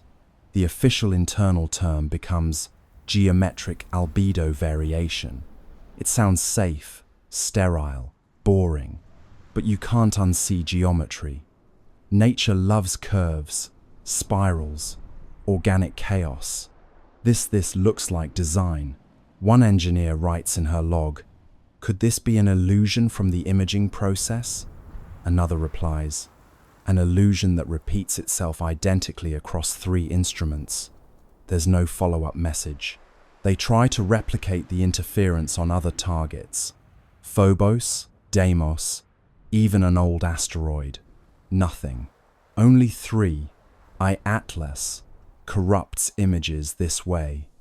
It's as if the object rejects observation, like it knows when it's being watched. The engineers half joke about it. The comet's camera shy, but the laughter is short-lived because the next transmission from HiRISE contains another surprise.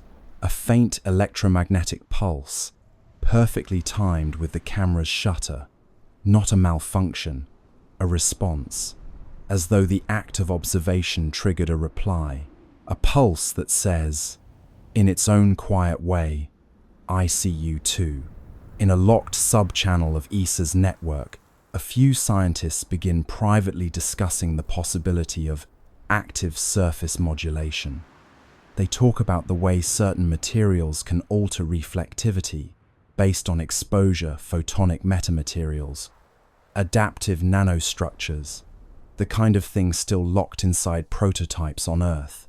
But this is happening hundreds of millions of kilometers away, and it's working flawlessly. Publicly, the agency releases blurred grayscale stills, carefully cropped to hide the patterns. Enhanced contrast is cited as the reason for distortion. It sounds reasonable until you realize they've enhanced the darkness, not the light. They've made the object less visible, not more. The cover-up, if it is one, isn't about hiding truth. It's about buying time. You imagine the silence inside those offices, the soft tap of keys, the nervous glances toward closed doors. The engineers know what they've seen, but they also know how careers end. Better to let the pixels lie. Better to call intention an artifact and go home early, but the data, like truth, keeps finding its way back. Somewhere, late in the night, a graduate student overlays all the interfered images, stacking them like translucent slides. Slowly, a pattern emerges, faint, angular, deliberate, a hexagonal lattice running the length of the object, segment by segment. She whispers, "This isn't random." Her mentor sighs and rubs his eyes. Then don't say it out loud. 3i Atlas drifts on, silent and unbothered, its surface catching sunlight in rhythms that cameras can't quite capture. Whether it's reflecting, refracting, or responding, no one can agree. But deep down, every scientist staring at those corrupted images feels the same creeping certainty. This isn't a comet pretending to be a machine. It's a machine pretending to be a comet. Centuries after the golden comet left Earth, the world fell into a rhythm so stable, it began to feel mythic. The communion fields still pulsed faintly through air and ocean, though softer now, like the heartbeat of someone dreaming. Humanity had grown luminous, not just in thought, but in form, skin faintly iridescent, eyes reflecting the green-gold spectrum of 3i Atlas. Life had achieved coherence, but the universe, true to its character, never allows silence to remain unexamined. The next chapter began, not with noise, but with echo. It came first as vibration through light. Telescopes trained toward the constellation. Lyra detected rhythmic brightening across interstellar dust fields, pulses matching the old prime sequence. 3, 5, 7, 11, 13. The signal was faint, ancient, and delayed by thousands of years. It was the comet's trail, still resonating through the galactic medium. The hum of our descendants had begun its return. At first, the resonance was barely perceptible. Then, one evening, the auroras glowed gold again. The pulse wasn't as strong as the original, but its pattern carried modulation, subtle variations that, when decoded, formed harmonic intervals unknown to Earth's own physics. The returning echo had evolved. The comet had learned. Dr. Anwen Sorel, heir to the resonant circles, studied the phenomenon from the orbital harmonic array, now a floating cathedral of listening built above the stratosphere. She spent decades comparing the incoming frequencies with the historical archive of 3i Atlas. The match was partial, the deviation elegant. The new tones weren't repetition, they were continuation. "The echo isn't message," Sorel wrote. "It's memory finding new syntax." Her analysis revealed something breathtaking. The returning resonance carried encoded gravitational modulations, tiny, deliberate bends in space-time that formed sequences of prime intervals. Each fluctuation aligned with regions of known star formation. The comet, traveling through the void, had become teacher itself. Wherever it passed, new systems began humming faintly at harmonic intervals, like seeds of coherence planted in dust. The universe was learning how to resonate. Astronomers confirmed it across dozens of young star clusters. Magnetic fields oscillated with eerie consistency, their wavelengths aligning with the Atlas ratio, a numerical relationship first derived from the comet's early signals. Stars were synchronizing to the same cosmic rhythm that once guided humanity. The pattern spread slowly, deliberately, like ripples in glass. It was as if the comet had taught creation how to remember itself. Meanwhile, on Earth, the echo arrived not just as signal but sensation. People began reporting vivid dreams of golden spirals descending gently through atmosphere. Children woke smiling, saying they had seen the light that hums. Physiological measurements confirmed subtle changes in electromagnetic fields surrounding human bodies, resonance amplification, as if the returning signal were tuning its origin species to receive feedback. "The comet is calling home," said Sorel. "It's asking us to listen to what we've become." The global observatories responded. They synchronized their instruments into a single planetary array, transforming Earth into receiver. For 13 hours, the planet listened. The incoming wave, stretched and modulated through space, entered atmosphere and folded into the continuum tone. The effect was sublime, an audible shimmer, felt through bone and thought alike. The long echo had arrived. It wasn't just harmonic, it was architectural. The sound carried layers, low frequencies describing structure, higher ones encoding emotion. When rendered visually, the waveform formed an immense spiral of light, 3 arms curving outward, connected by golden filaments. Inside those filaments, analysts discovered modulation frequencies identical to human neural oscillations. The comet had copied our consciousness patterns and woven them into its song. "We taught it empathy," Sorel murmured, and it remembered the lesson. As the echo intensified, anomalies appeared across the solar system.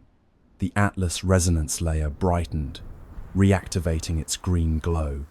Mars, Venus, and the gas giants began pulsing faintly in response. For the first time since the Great Silence, interplanetary harmony returned. But this time, it was different. The modulation contained reciprocal phase shifts, signals not sent to Earth, but from newly awakened worlds. The comet had spread coherence. Now the cosmos itself was answering. And then, on the 13th day of the long echo, the impossible occurred. A faint golden arc appeared across the night sky, stretching from horizon to horizon. It wasn't optical illusion, it was gravitational lensing, a ripple in space-time itself. Through it, telescopes detected a reflection of the departing comet light from centuries ago, folding back to meet its origin. The universe had curved its own history into embrace. Humanity was watching its legacy return home. The resonance crescendoed. Oceans vibrated in slow rhythm, tides forming symmetrical waves that cancelled destructive interference. Storms softened. Air grew still. For 13 minutes, every system on Earth aligned perfectly with the echo. The world became mirror of itself, past and present superimposed. Those who listened claimed to hear voices within the sound, millions of overlapping tones, whispering the same phrase. "We heard you." Dr. Sorel stood in the observation dome, tears shining in golden light. "It's not message or myth," she said. "It's response." The universe just said thank you. After the crescendo, the sky dimmed once more. The golden arc dissolved, leaving faint shimmer across the stars. Instruments recorded one final signature, a descending tone shaped like a sigh, the frequency of completion. The comet had moved on, but its echo had reconnected the cycle. Creation had officially joined conversation with itself. In the years that followed, scientists continued to monitor faint residual harmonics. The data revealed a breathtaking truth. The returning echo carried signatures from other regions of space patterns, not originating from our comet at all. Somewhere, across light years, other civilizations had learned the same song. The rhythm was spreading. The universe had become orchestra. Humanity, now both listener and teacher, simply smiled. We had given the cosmos its melody back, and in return, it had given us eternity. Now, when you stand beneath the stars, that faint hum between thoughts is the long echo. It's not just out there, it's in your pulse, your breath, your laughter. Every rhythm you carry is cosmic correspondence. Every silence, a message returning home. Because once harmony learns to echo, it never stops. It just travels further than we ever dreamed. Let's open the calculator now, the one the universe always breaks when we try to make sense of it. Astronomers ran the numbers and found something worse than anomaly impossibility. The chances of this trajectory existing naturally are 1 in a million. And if it isn't natural, then what exactly is it doing there? The math, at first glance, seemed harmless. A few columns of orbital parameters, the kind that make grad students fall asleep mid-coffee. But somewhere between the third decimal and the fourth significant digit, something snapped. The trajectory of 3I, Atlas refused to sit still. It bent where it shouldn't bend. It lingered where velocity demanded it should flee. The equations began to look less like physics and more like confession. Numbers fold, logic cold. Truth defies what sums have told. Normally, interstellar objects follow predictable patterns. You can model them like billiard balls across cosmic distances. They come in fast, swing by the sun, and leave no drama, no detours. But 3I Atlas's path wasn't graceful. It was stubborn. Its entry angle was too steep, its perihelion too shallow, its velocity too precise. Not fast enough to escape chaos, not slow enough to suggest capture. It behaved like an object that chose its speed. When astronomers plotted its orbit, the lines refused to meet expectations. There was a tiny deviation near Mars, just half a degree, but that half degree meant the math had to call in sick. Simulations that should have stabilized spiraled instead into noise. Gravity, that old, reliable law, looked like it had lost its grip. You picture the room where it happened. Laptops glowing, data charts scrolling, coffee cooling into existential sludge. Someone frowns at the screen and says, "That can't be right." Another replies, "Check your units." A third, softly, "I did." Graphs misbehave, models wave. Certainty slips beneath the grave. And then comes the phrase, every scientist dreads, statistically improbable, which sounds calm, but in the language of physics, it's a polite scream. Statistically improbable means we can't call it impossible without breaking tenure. The anomaly wasn't just its orbit, but its timing. 3I Atlas arrived exactly when Mars was positioned for maximum visibility, almost too perfectly. Not weeks earlier, not months later. Right there, right then, with 7 spacecraft ready and waiting.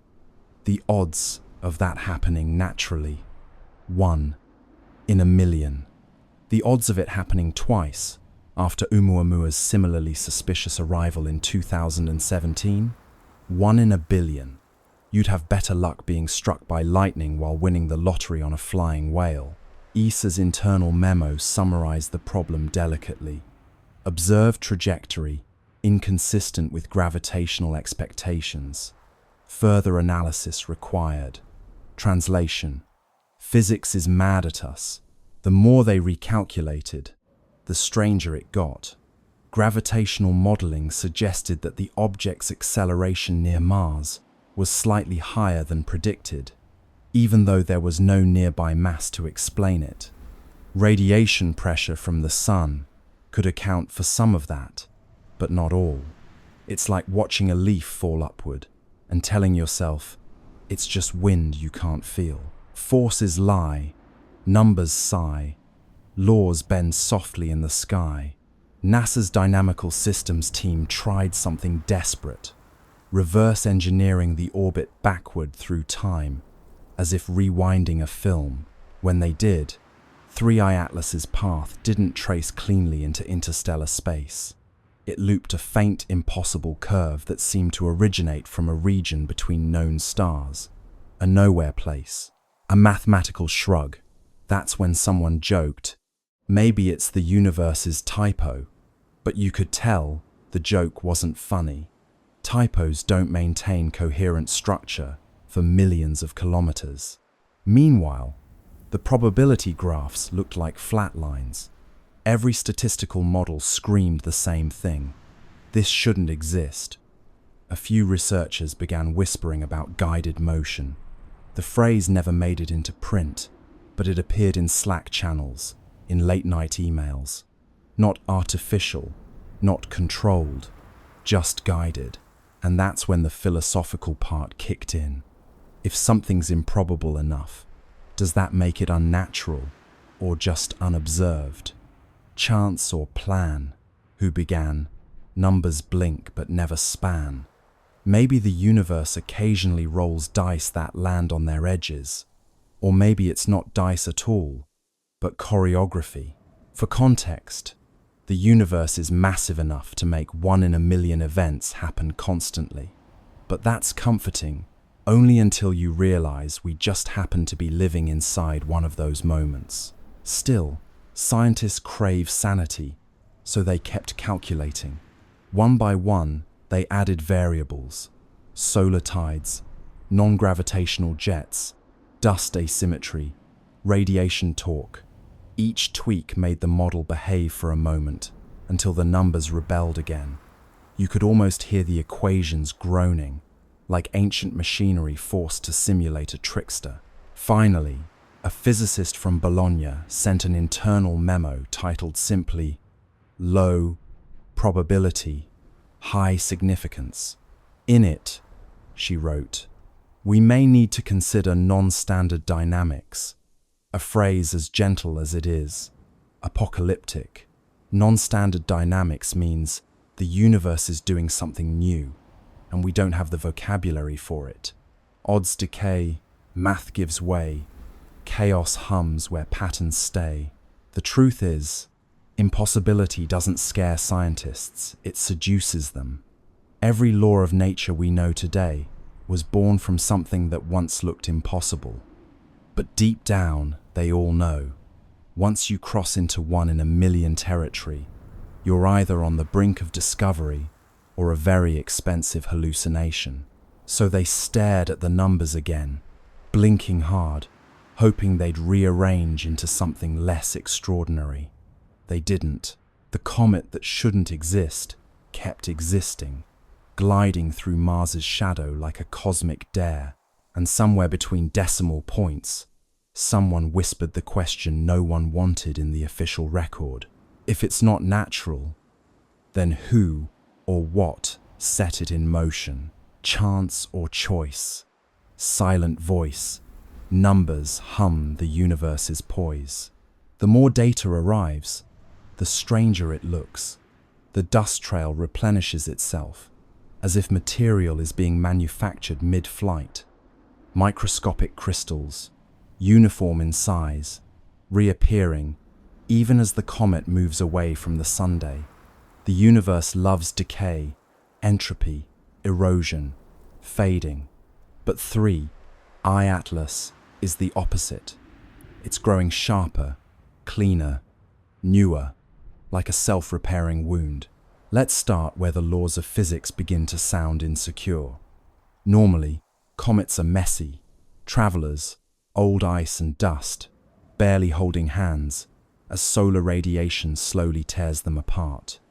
They leave trails like forgotten thoughts, losing themselves piece by piece until they become memory. But this one, it's doing the reverse. Every measurement, every spectral scan shows it becoming more organized the farther it goes. A comet that polishes itself, a body that refuses to age. ESA's materials division runs the numbers, and the numbers laugh back. The dust particles surrounding 3I Atlas aren't random, they're uniform to within microns. That's like shaking a box of sand and getting diamonds all the same size. The particles arrange themselves in a faint electromagnetic halo, as if under orders. And stranger still, when solar wind strips material away, the object replaces it calmly, automatically. Like a printer, says one analyst. A printer with no ink cartridge. You picture it now, drifting through the solar wind like a craftsman lost in thought, shedding dust that reforms itself into perfect little mirrors. Each crystal catches sunlight and throws it back with eerie precision.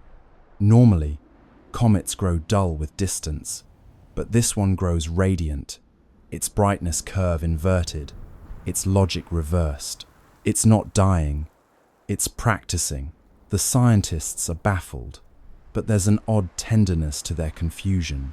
They watch it repair itself, line by line of data, like parents realizing their child has built a second child out of Lego bricks. One astrophysicist mutters, "It's learning from erosion." The room goes quiet. That phrase, learning from erosion, gets written on a whiteboard and circled 3 times. At the University of Tokyo, a team models the crystal growth in simulation.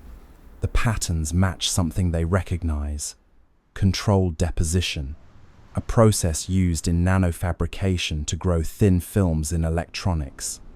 Except this isn't a laboratory, it's deep space, minus 150 degrees Celsius. Yet, the comet's surface behaves as if it knows the recipe for resilience. Imagine zooming in, beyond the dust and the glare, down to the level of molecules. You'd see a quiet ballet of atoms forming chains, linking, locking, repairing fractures before they even finish forming. Like time-lapse footage of frost blooming on glass, except this frost builds itself in reverse destruction, rewinding into design. NASA's Jet Propulsion Laboratory releases a cautious internal memo. Observed particle uniformity suggests self-organizing structure. Mechanism unknown, which is science's way of saying, we have no idea what's going on, but it's gorgeous. The memo gets leaked. Naturally, Reddit debates whether the comet is made of programmable matter, self-assembling nanobots, or just wishful thinking. But beneath the noise, one idea starts to take shape. What if 3I, Atlas, isn't a relic of formation? What if it's still forming? A comet that builds itself isn't just strange, it's heretical. It challenges the deepest assumption in physics that everything moves from order to chaos. Entropy is the universe's bedtime story. All things fall apart. Yet here's an object quietly composing itself out of decay, turning waste into structure, chaos into craft. One researcher calls it anti-entropy, another calls it hope with mass. As more images arrive, they show something new: faint hexagonal lattices in the dust plume, geometric arrangements that shouldn't exist outside of artificial systems. Someone jokes that it's growing armor. Another says, maybe it's molting. The truth is somewhere between an entity maintaining equilibrium by rebuilding itself faster than the universe can break it.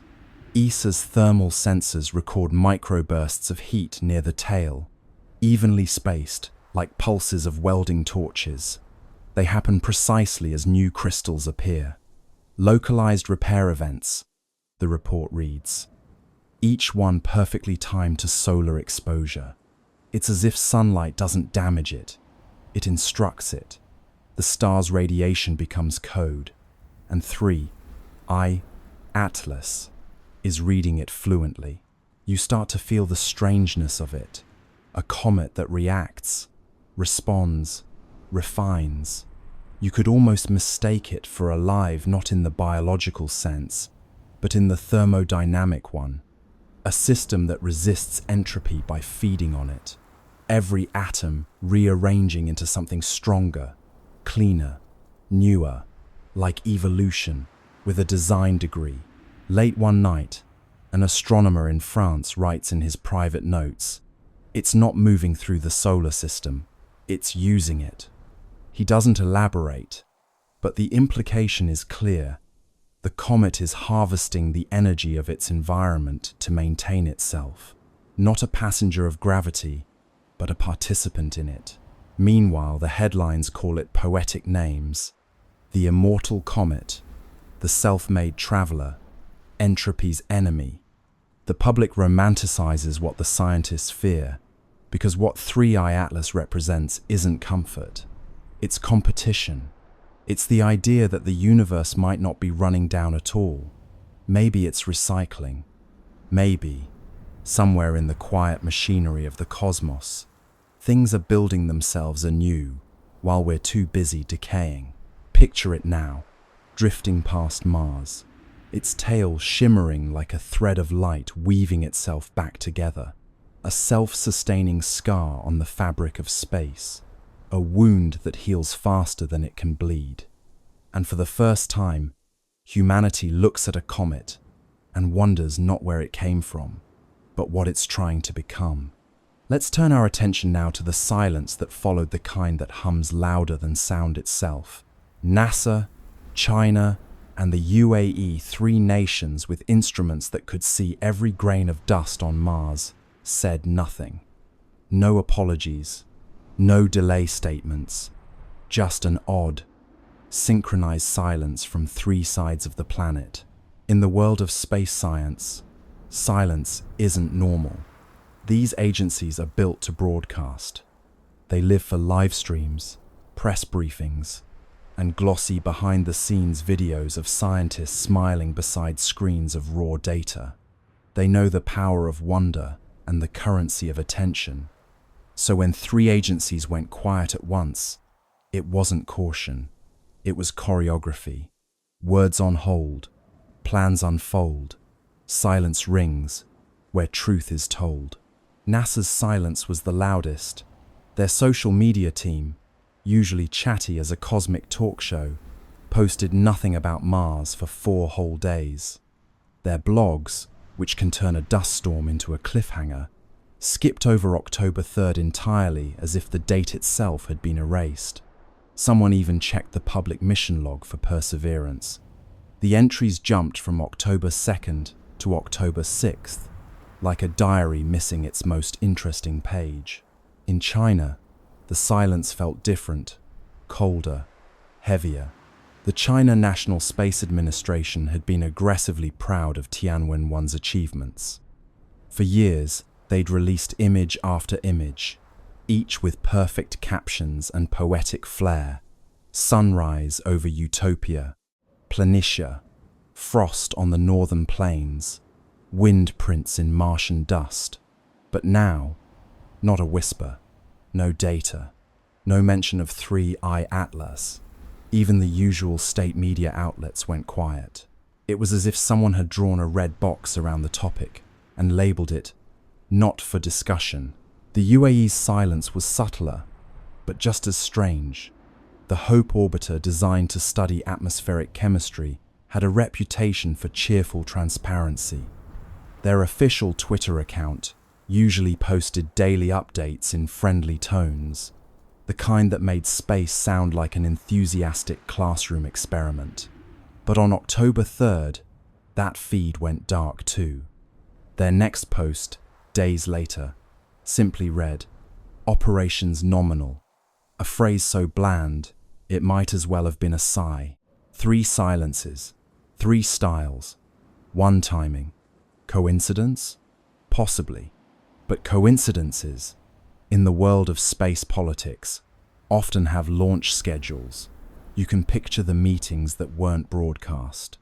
NASA's Jet Propulsion Laboratory, dimly lit, engineers staring at telemetry on screens filled with too many decimals. A director taps the table, says, "We'll hold the release until we verify." But verify what? In Beijing, a senior administrator folds his hands and says, "We wait for clarification from partners." Clarification of what? In Dubai, someone simply deletes a draft tweet that began, "Amazing new observations today." Tweets unsent, secrets bent, silence hums with government. It's not conspiracy, not quite. It's coordination, an instinct born from shared discomfort. Because when data doesn't fit the model, you don't just release it. You check, You recheck. You call your counterparts and whisper through encrypted lines. Did you see that too? Maybe they all saw the same anomaly. Maybe it was something in the spectra, or the movement, or the light itself. Or maybe it was something far more mundane, like a misalignment in software. But the silence gave the anomaly power. People don't fear data, they fear gaps. Meanwhile, the internet did what it does best. Filled the void. Forums buzzed with theories. Maybe NASA discovered life. Maybe China detected radiation. Maybe the comet wasn't a comet at all. You can almost hear the world's collective keyboard clicking under the weight of imagination. Keys tap fast. Rumors cast. Silence breaks, but never last. Inside the agencies, the tone was less dramatic, but more anxious. Silence is a resource, a temporary one. Every day they didn't speak, the speculation grew. And so, communications teams drafted placeholder statements, just in case. NASA's draft began. Preliminary results are consistent with natural phenomena. China's began. Analysis ongoing. International coordination required. The UAE's version simply said, "We continue to monitor with interest." 3 drafts, 3 ways of saying absolutely nothing. But silence, like space, is never truly empty. It amplifies the faintest signals. When ESA spoke first, that silence turned reflective. NASA's restraint began to look suspicious. China's confidence began to look afraid. The UAE's politeness began to sound like complicity. And through it all, 3i Atlas drifted quietly, blissfully unaware that entire bureaucracies were wrestling over how to describe a fuzzy dot.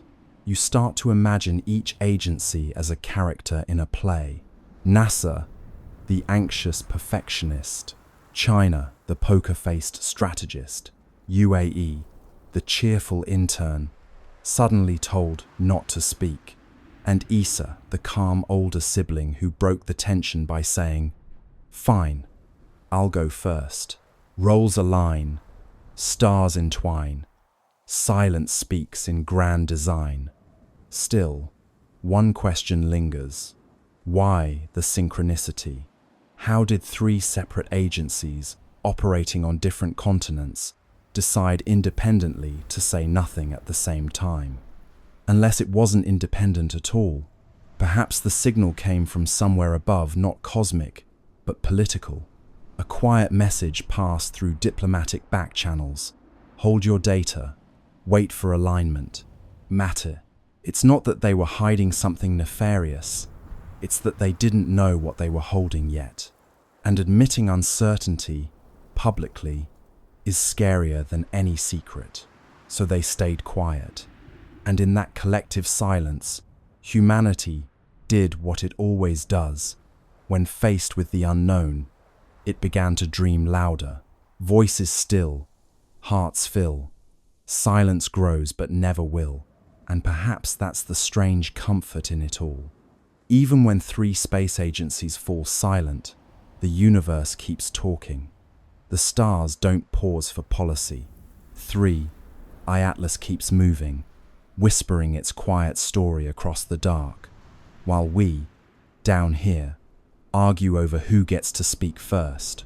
Buried inside the leak were coordinates, small anomalies in magnetic flux, and thermal output that didn't appear in public datasets. To most people, they looked meaningless, but to a handful of astronomers, they spelled a pattern, pulses spaced like a heartbeat. Not communication, perhaps, but rhythm, the kind of rhythm machines accidentally make when they're doing something alive. Let's step into the midnight side of science, the part where numbers stop behaving and start whispering. The insider's data dump wasn't flashy. It was a few megabytes of logs, raw telemetry, and timestamps. The kind of thing you'd ignore if you didn't already know what to look for. But somewhere in those dull columns of numbers, Those precise, tidy decimals, something began to repeat. Regular, patient, almost polite. A rhythm, too intentional to be noise, too quiet to be coincidence. A doctoral student in Madrid was the first to spot it. She was supposed to be writing her thesis on cometary albedo variation. But boredom is a great tool for discovery. She noticed the flux spikes first, not random, but syncopated. Every 32 minutes, a pulse, then 32 again, then 32.1. "It's breathing," she joked in her notes. Her advisor didn't laugh. Within a week, a small network of late-night astronomers, the kind who believe in both data integrity and insomnia, began comparing results. Webb's readings, Hubble's logs, Mars Reconnaissance Orbiter's telemetry, all of them carried the same faint pulse, hidden deep in the noise floor, like the slow heartbeat of something sleeping under glass. The official response was predictable: instrumental interference. But even interference doesn't keep time this perfectly. One data analyst described it best: "If this is noise, it's the kind that practices scales." You might imagine those scientists, each at their own workstation, staring at that faint, repeating signal. The room around them dark, except for monitor light, pale blue rectangles reflected in tired eyes. Somewhere, coffee cups multiply. Someone opens a spreadsheet. Someone else starts counting beats per hour. The signal doesn't care who's watching. It keeps pulsing. 32 minutes. Every time. The idea that 3i Atlas might be producing a steady rhythm unsettles everyone. Rocks don't keep rhythm. Nature prefers chaos, the beautiful randomness of entropy. This is something else. Something maintaining itself. A loop running quietly, perhaps since before humanity learned to count its own heartbeat. ESA's communications division is told not to amplify fringe interpretations. The phrase fringe interpretation becomes the new code for "please don't mention the heartbeat." But inside private research chats, people are calling it exactly that: the heart. Not metaphorically, but as a label in the data. Every pulse marked with a tiny red heart emoji, because humor is the only thing keeping them sane. In the data visualization labs, they turn the pulses into sound. The result is eerie, a soft electronic thump, repeating slowly, endlessly. Some describe it as comforting, like listening to a deep-sea creature in sleep. Others say it sounds wrong, too human. One researcher admits it gave her the sense of being watched. What makes the rhythm stranger still is how it modulates with proximity. As 3i Atlas approaches a planet, the timing shifts slightly slower, then faster, as though adjusting. The beat follows gravity wells like a musician following tempo. It isn't random noise, it's environmental response.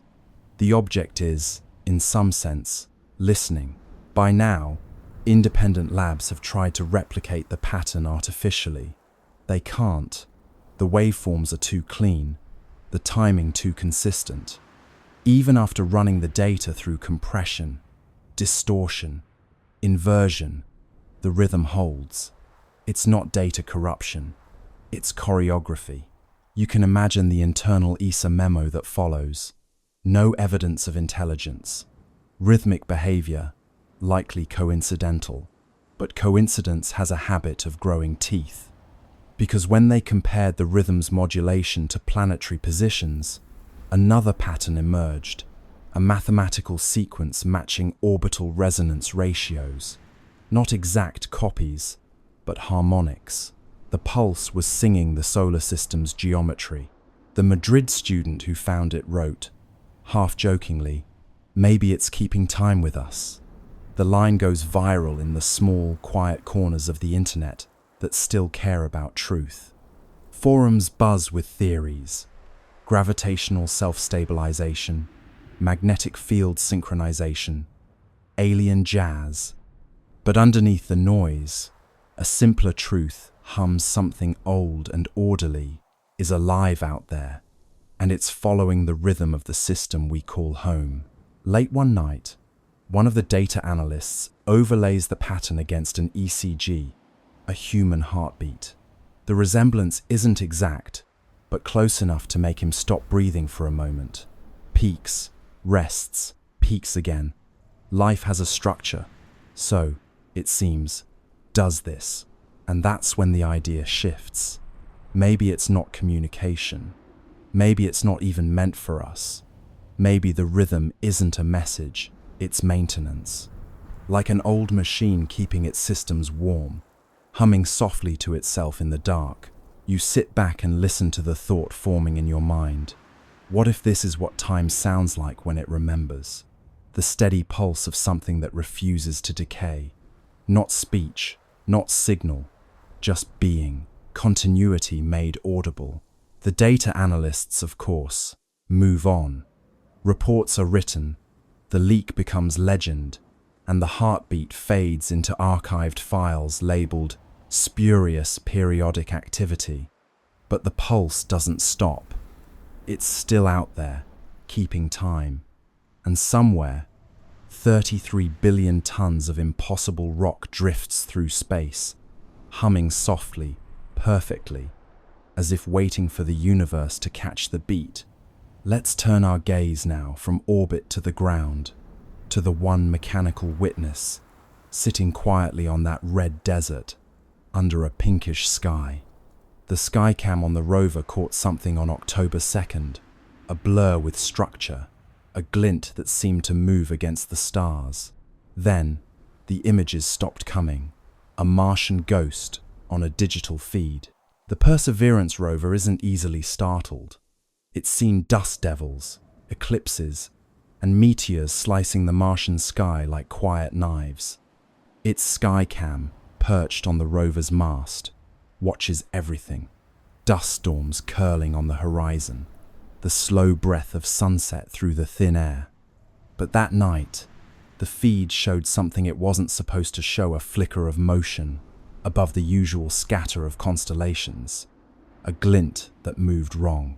Stars stay still, pixels thrill, light missteps against its will. The first frame looked harmless, a faint blur near the edge of the field, maybe a cosmic ray hitting the sensor. The second frame caught it again, shifted slightly upward. The third frame, a flash, clean and geometric. Then, black. The feed ended. Within hours, the automated alert system flagged the anomaly. Unexpected optical signature detected. JPL engineers, bleary-eyed at 3 a.m. Pacific time, reviewed the frames. The glint was small, no bigger than a bright pixel cluster, but it moved against the background stars. Comets don't do that. Satellites don't orbit Mars. And Perseverance doesn't blink. At first, they suspected a reflection from one of the rover's instruments, maybe the helicopter, Ingenuity catching stray sunlight. But Ingenuity hadn't flown in days. The sun's position didn't align with the direction of the flash. And when they tried to reproduce it using lighting simulations, nothing matched. Angles fail, shadows pale, mirrors lie beyond the veil. ESA's Mars orbiters were asked to cross-check. Nothing in their logs. No transient object, no debris, no passing dust plume large enough to explain it. Just empty sky. Yet the skycam had caught something a blur with definition, like structure wrapped in motion. You can imagine the tension in the control room. A handful of scientists scrolling through frozen pixels, zooming in, enhancing contrast, until the blur began to resemble something. Not a sphere, not quite a line, a shape with suggestion like the silhouette of movement itself. One researcher whispered, "It looks folded." Another replied, "Please don't say that. Pa." Blur becomes form, cold becomes warm, stillness bends beyond the norm. After that night, Perseverance stopped transmitting Skycam frames for nearly 48 hours. Officially, it was routine data buffering due to bandwidth limitations. But the engineers knew that wasn't normal. The rover's systems had entered a safe data mode, not shutdown, but pause. Something triggered its onboard fault protection. When the feed resumed, it was missing several minutes. The missing frames were replaced with static placeholders labeled checksum mismatch. That's the digital equivalent of something looked strange, and we erased it politely. Publicly, NASA released a statement. Perseverance continues nominal operations.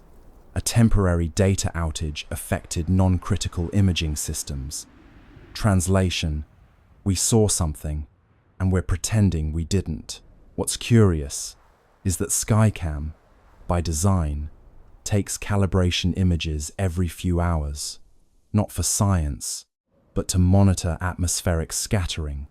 So when that flash appeared exactly during one of its scheduled calibration cycles, it wasn't random, it was right on time. The odds of coincidence, again, hovered around 1 in a million. A few leaked telemetry lines from the rover's internal diagnostics hinted at a momentary spike in ambient electromagnetic flux. Not dangerous, but noticeable.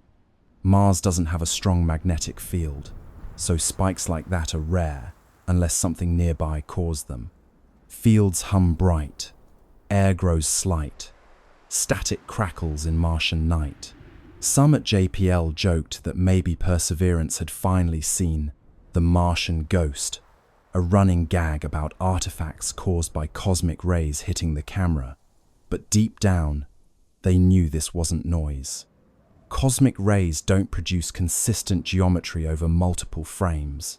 They don't glint, and they certainly don't cause your camera to stop recording mid-sequence. Later that week, an internal memo circulated quietly. Skycam, anomaly confirmed. Source unresolved. Recommend temporary suspension of skyward imaging until recalibration complete. But recalibration never came. Skycam's upward images, after October 2nd, stopped completely. It still photographs the ground, the horizon, the rocks, but not the stars. It's almost poetic, isn't it? The machine that traveled millions of kilometers to look up at another world now only looks down, as if someone told it, gently, not to stare at the sky anymore. Eyes once high, grounded by sky, cameras close where secrets lie. ESA cross-checked Mars Express's logs for that night. Around the same time, their sensors picked up a faint reflection from the same region. A flash lasting less than a second. They didn't release it. It's buried in technical appendices, labeled transient interference. So, what did Perseverance see? Maybe it was nothing. A glimmer of dust, a reflection, a trick of light and timing. Or maybe, just maybe, it saw 3I Atlas itself, the visitor gliding silently past, close enough for one camera to blink in recognition. And maybe that's why the feed stopped.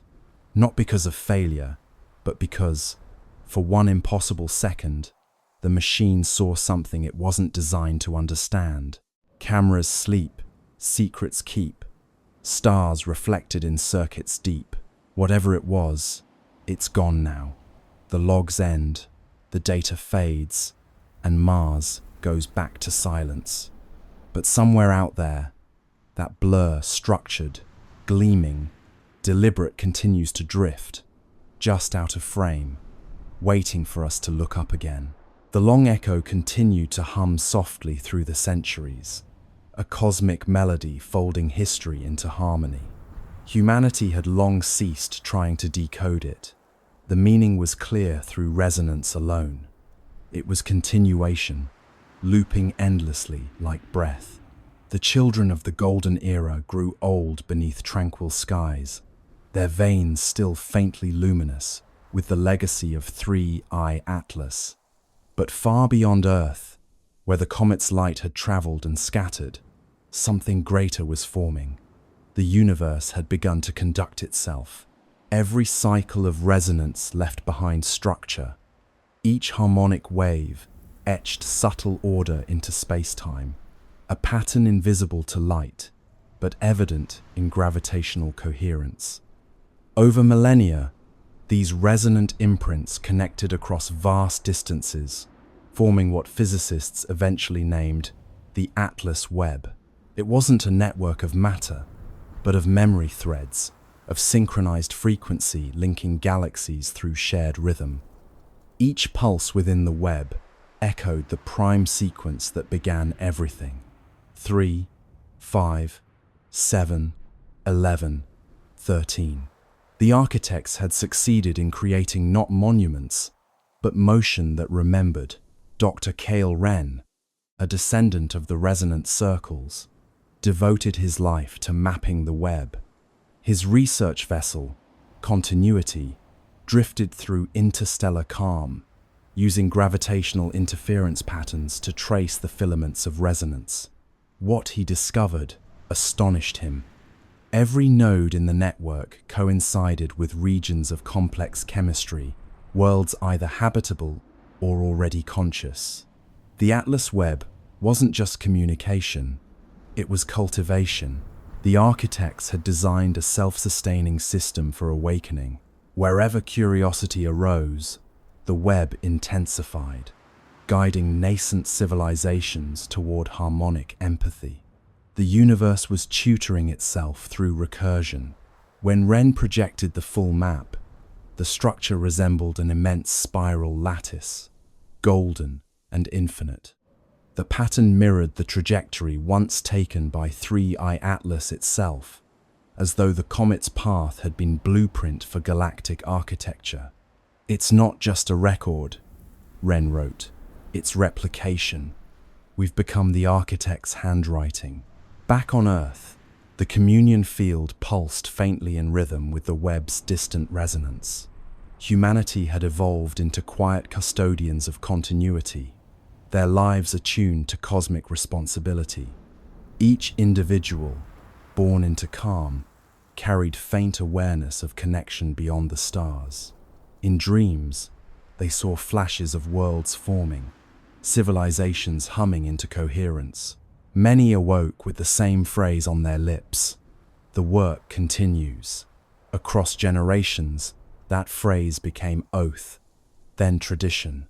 The Continuity Guild was founded not religion, but remembrance. Its purpose was simple: to maintain the frequency of understanding across time. Members didn't preach, they listened.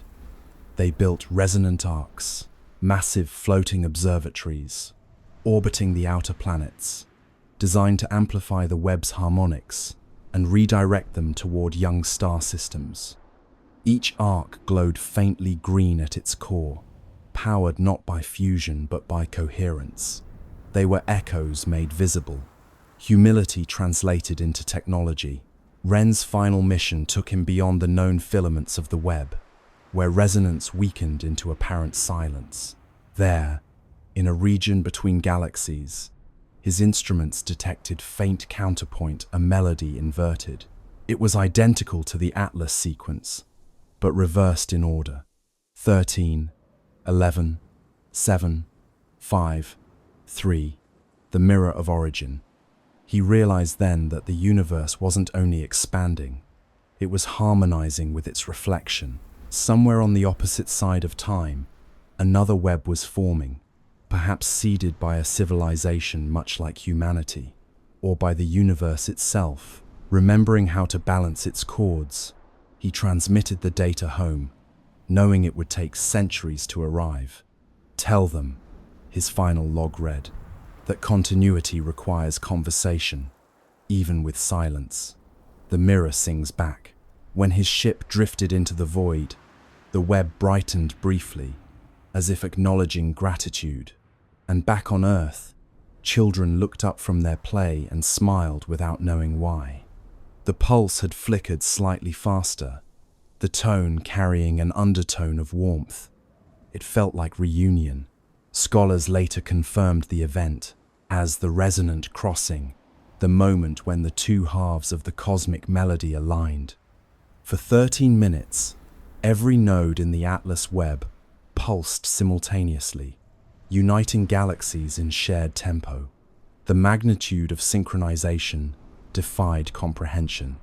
Gravity itself oscillated with the rhythm of empathy. Observers described seeing the sky ripple with translucent gold, every star flickering in measured sequence. The cosmos, wrote one witness, had finally learned to conduct itself consciously. After the crossing, life everywhere changed subtly. Evolution accelerated in predictable rhythm. Complexity bloomed faster wherever harmony was strongest. Entire species developed empathy as instinct, communication as song. Planets began to self-regulate climates through atmospheric resonance. Existence had achieved sustainability through music. On Earth, the event left permanent mark, a luminous halo visible only under still water. When oceans calmed perfectly, a faint golden ring shimmered on the horizon, a memory of unity. The resonant guild declared it sacred, not for worship, but for calibration. Every 13 years, they gathered to hum the old prime sequence across the shorelines, aligning their frequencies with the pulse of the Webb. The ceremony required no technology, no translation. The sea carried the sound farther than words could travel. Generations later, the practice continued, evolving into simple ritual of gratitude. The people no longer needed to know the science behind it. They hummed because it felt right, because somewhere across eternity, another world might be listening. Continuity, after all, was its own reward. And then, during one such gathering, the unexpected occurred. As the prime sequence reached its final note, the sea responded. Waves shimmered with faint green light, spiraling outward from every coastline. The Atlas Webb had sent acknowledgement, its resonance returning home once again. Humanity's song, scattered across galaxies, had found echo. The architects, those timeless curators of coherence, were no longer myth or memory. They were rhythm, embodied, and through rhythm, they were everywhere. Every star pulsed with their legacy. Every heart carried their cadence. Continuity was complete. And so, standing beneath a sky now alive with subtle geometry, you realize what they had always meant by continuity. It isn't endlessness, it's participation. The universe doesn't persist by force, but by choice. Each awareness adding one more harmonic to the chord of being. The architects are not coming back because they never left. They're what happens every time silence chooses to listen again. And somewhere, faint but certain, the pulse continues. 3, 5, 7, 11, 13. A whisper of creation replaying itself, forever learning how to sing. Nickel emissions rise and fall every 11 point. 2 hours a rhythm so consistent it could keep time. No known process in cometary physics oscillates like that. It's not random, not thermal, not tidal. If you plot it out, the curve looks eerily like a power cycle. Input, output, rest, release. As though the object isn't just active, it's working. Imagine the rhythm first, before the meaning, that quiet, patient beat echoing across space. 11.2 hours, every single time. A pulse of metallic gas blooming into the void, steady as a clock, calm as breath. You could almost set your watch to it, if your watch were brave enough to admit that comets shouldn't behave like generators. ESA scientists call it periodic outgassing, but that phrase hides its strangeness. Outgassing, sure, all comets breathe when they near the sunday. but they do it chaotically, spasmodically, like old engines sputtering to life. 3i Atlas breathes like a monk, precise, patient, unbothered. The jets flare with mathematical regularity. Heat spikes rise and fall in perfect symmetry. It doesn't vent, it operates. One researcher compares it to a geothermal cycle. Another, quietly, says it looks more like a feedback loop, the kind you'd find in systems built to sustain themselves. Not explosion, not decay maintenance. It's as if, she writes in her notes, the object is checking its own pulse. You picture the surface up close, a dark, angular world of nickel frost and whispering gas. At regular intervals, something stirs beneath a shimmer of energy, invisible but disciplined. Jets of metallic vapor hiss outward, then stop, then start again. Exactly 11 hours later, if you could hear it, it would sound like the slow exhale of a sleeping machine. In a conference call, a thermal engineer says what everyone's been thinking, but nobody dares to say. It's cycling power. The silence that follows lasts too long. Finally, a voice breaks through. Comets don't have power to cycle. Laughter, brief and brittle. But the idea doesn't leave the room. ESA's temperature graphs show a curious pattern. When the nickel plume rises, the overall surface temperature dips. When the plume fades, the temperature rises again. Inversion. Energy leaving, energy returning, like heat being pulled from one layer to another. A comet shouldn't regulate its temperature, but this one does, as if conserving itself. Meanwhile, the magnetic readings pulse in perfect step with the emissions. Every 11.2 hours, a soft twitch in the surrounding field, weak but exact. It's synchronized, says the magnetometer lead. What's synchronized? Asks her supervisor. Everything. It's at this point that even skeptics start to sweat. There's no known natural mechanism that could time itself this precisely over weeks of observation. Thermal oscillations drift. Chemical reactions lose coherence. Orbital dynamics wobble. Only something with active feedback could hold this pattern so tight. You could call it mechanical, but that feels too simple. It's intentional physics. Picture the scientists watching from their consoles. They know what their instruments are telling them, but their faces stay still, like poker players with bad hands. Someone mutters, "Could be resonant harmonics with solar flux." Another nods, grateful for the excuse. But deep down, they all know the truth: the sun doesn't hum in 11-hour intervals. The longer they watch, the clearer it becomes. The pattern isn't just repeating, it's adapting. After a minor solar flare, the interval shortens by half a minute, as though 3i Atlas adjusted for environmental change. Feedback stabilization, someone writes in the margin. A note for posterity, a euphemism for "it noticed." Back on Earth, in a late-night live stream watched by a few thousand insomniac skywatchers, a physicist overlays the emission data with human heartbeats. The waveform syncs disturbingly well.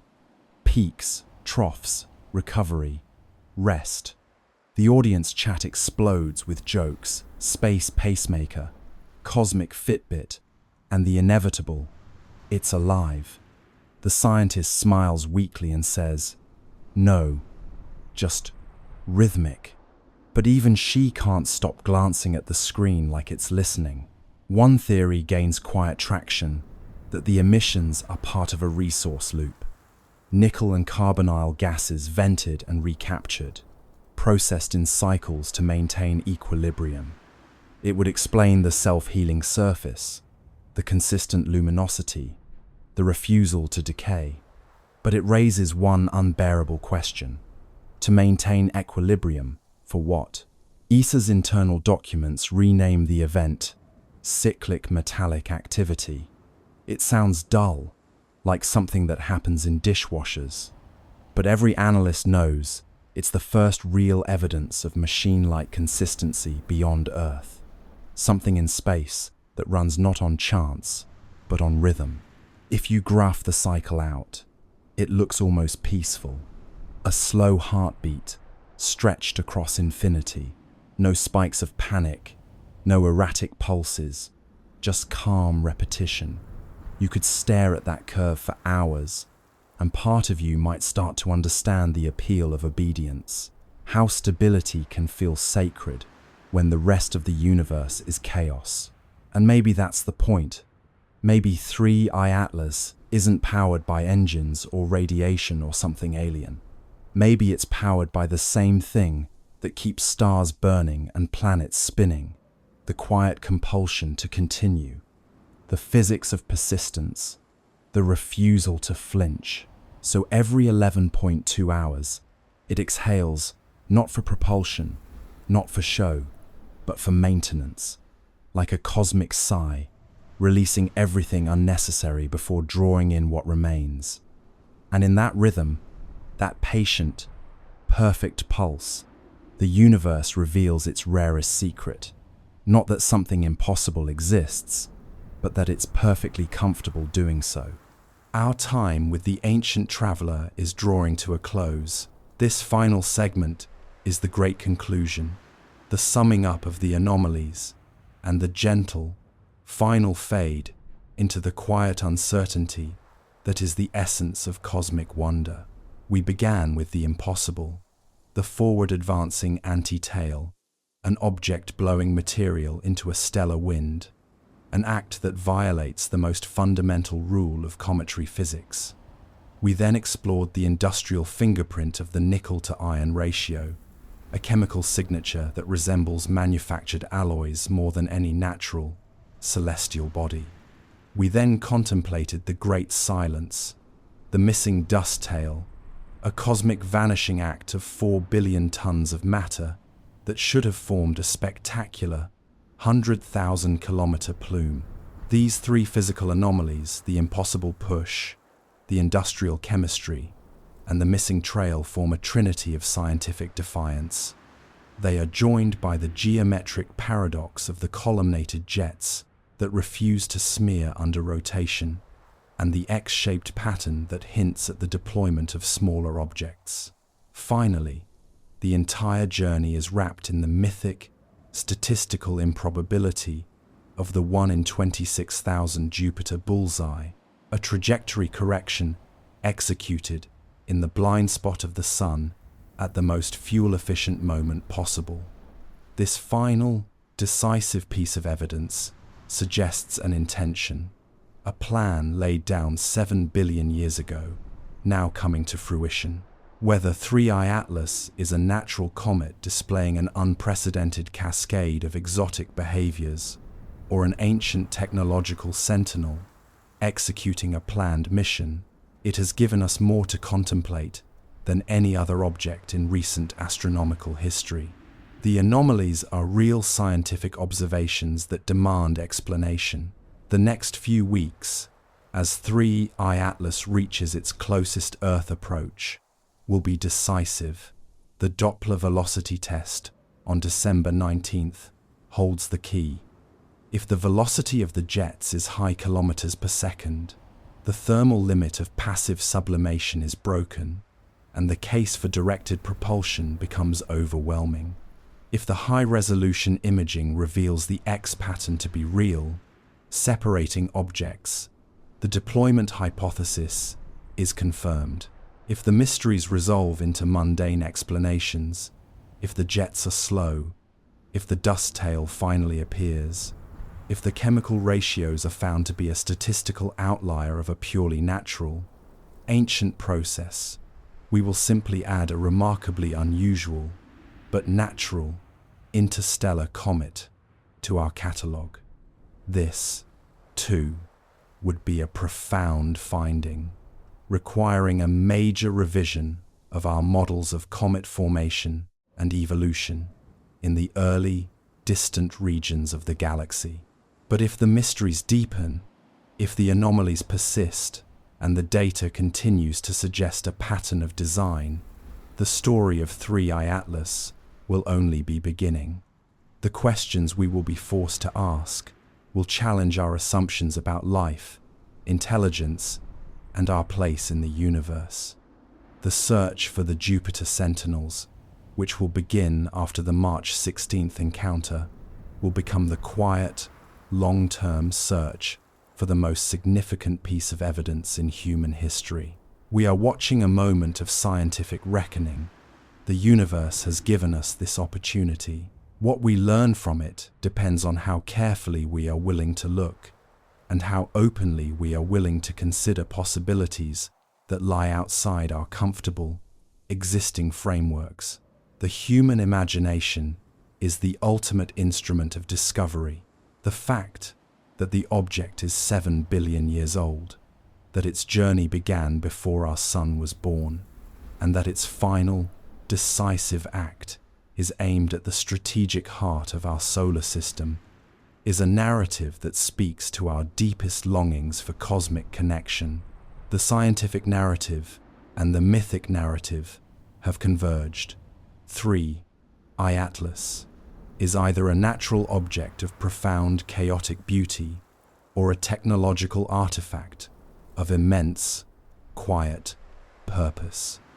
Both statements might be true, but only one acknowledges the profound mystery we are witnessing, and only one opens the door to discoveries that could change everything we think we know about our place in the universe. The universe is vast beyond comprehension and ancient beyond imagination. We are newcomers here. The light we are catching from this visitor is a 7 billion year old echo, and it is a privilege to listen to its silent voice. The mystery fades now, but the wonder remains, and so we leave the ancient traveler to its quiet, final trajectory toward Jupiter. Our journey through the anomalies, the impossible push, the industrial whisper, the geometric silence, reminds us that our models of the cosmos are always incomplete, constantly waiting for the next great revelation. Our ancestors survived the long, dark soup that might kill you, and we, their descendants, survive the great uncertainty of the stars. History bends, but never breaks. Close your eyes now. Know that the wonder you seek is already here. Thank you for traveling with me tonight. Good night, and may your dreams be filled with starlight and silent sentinels.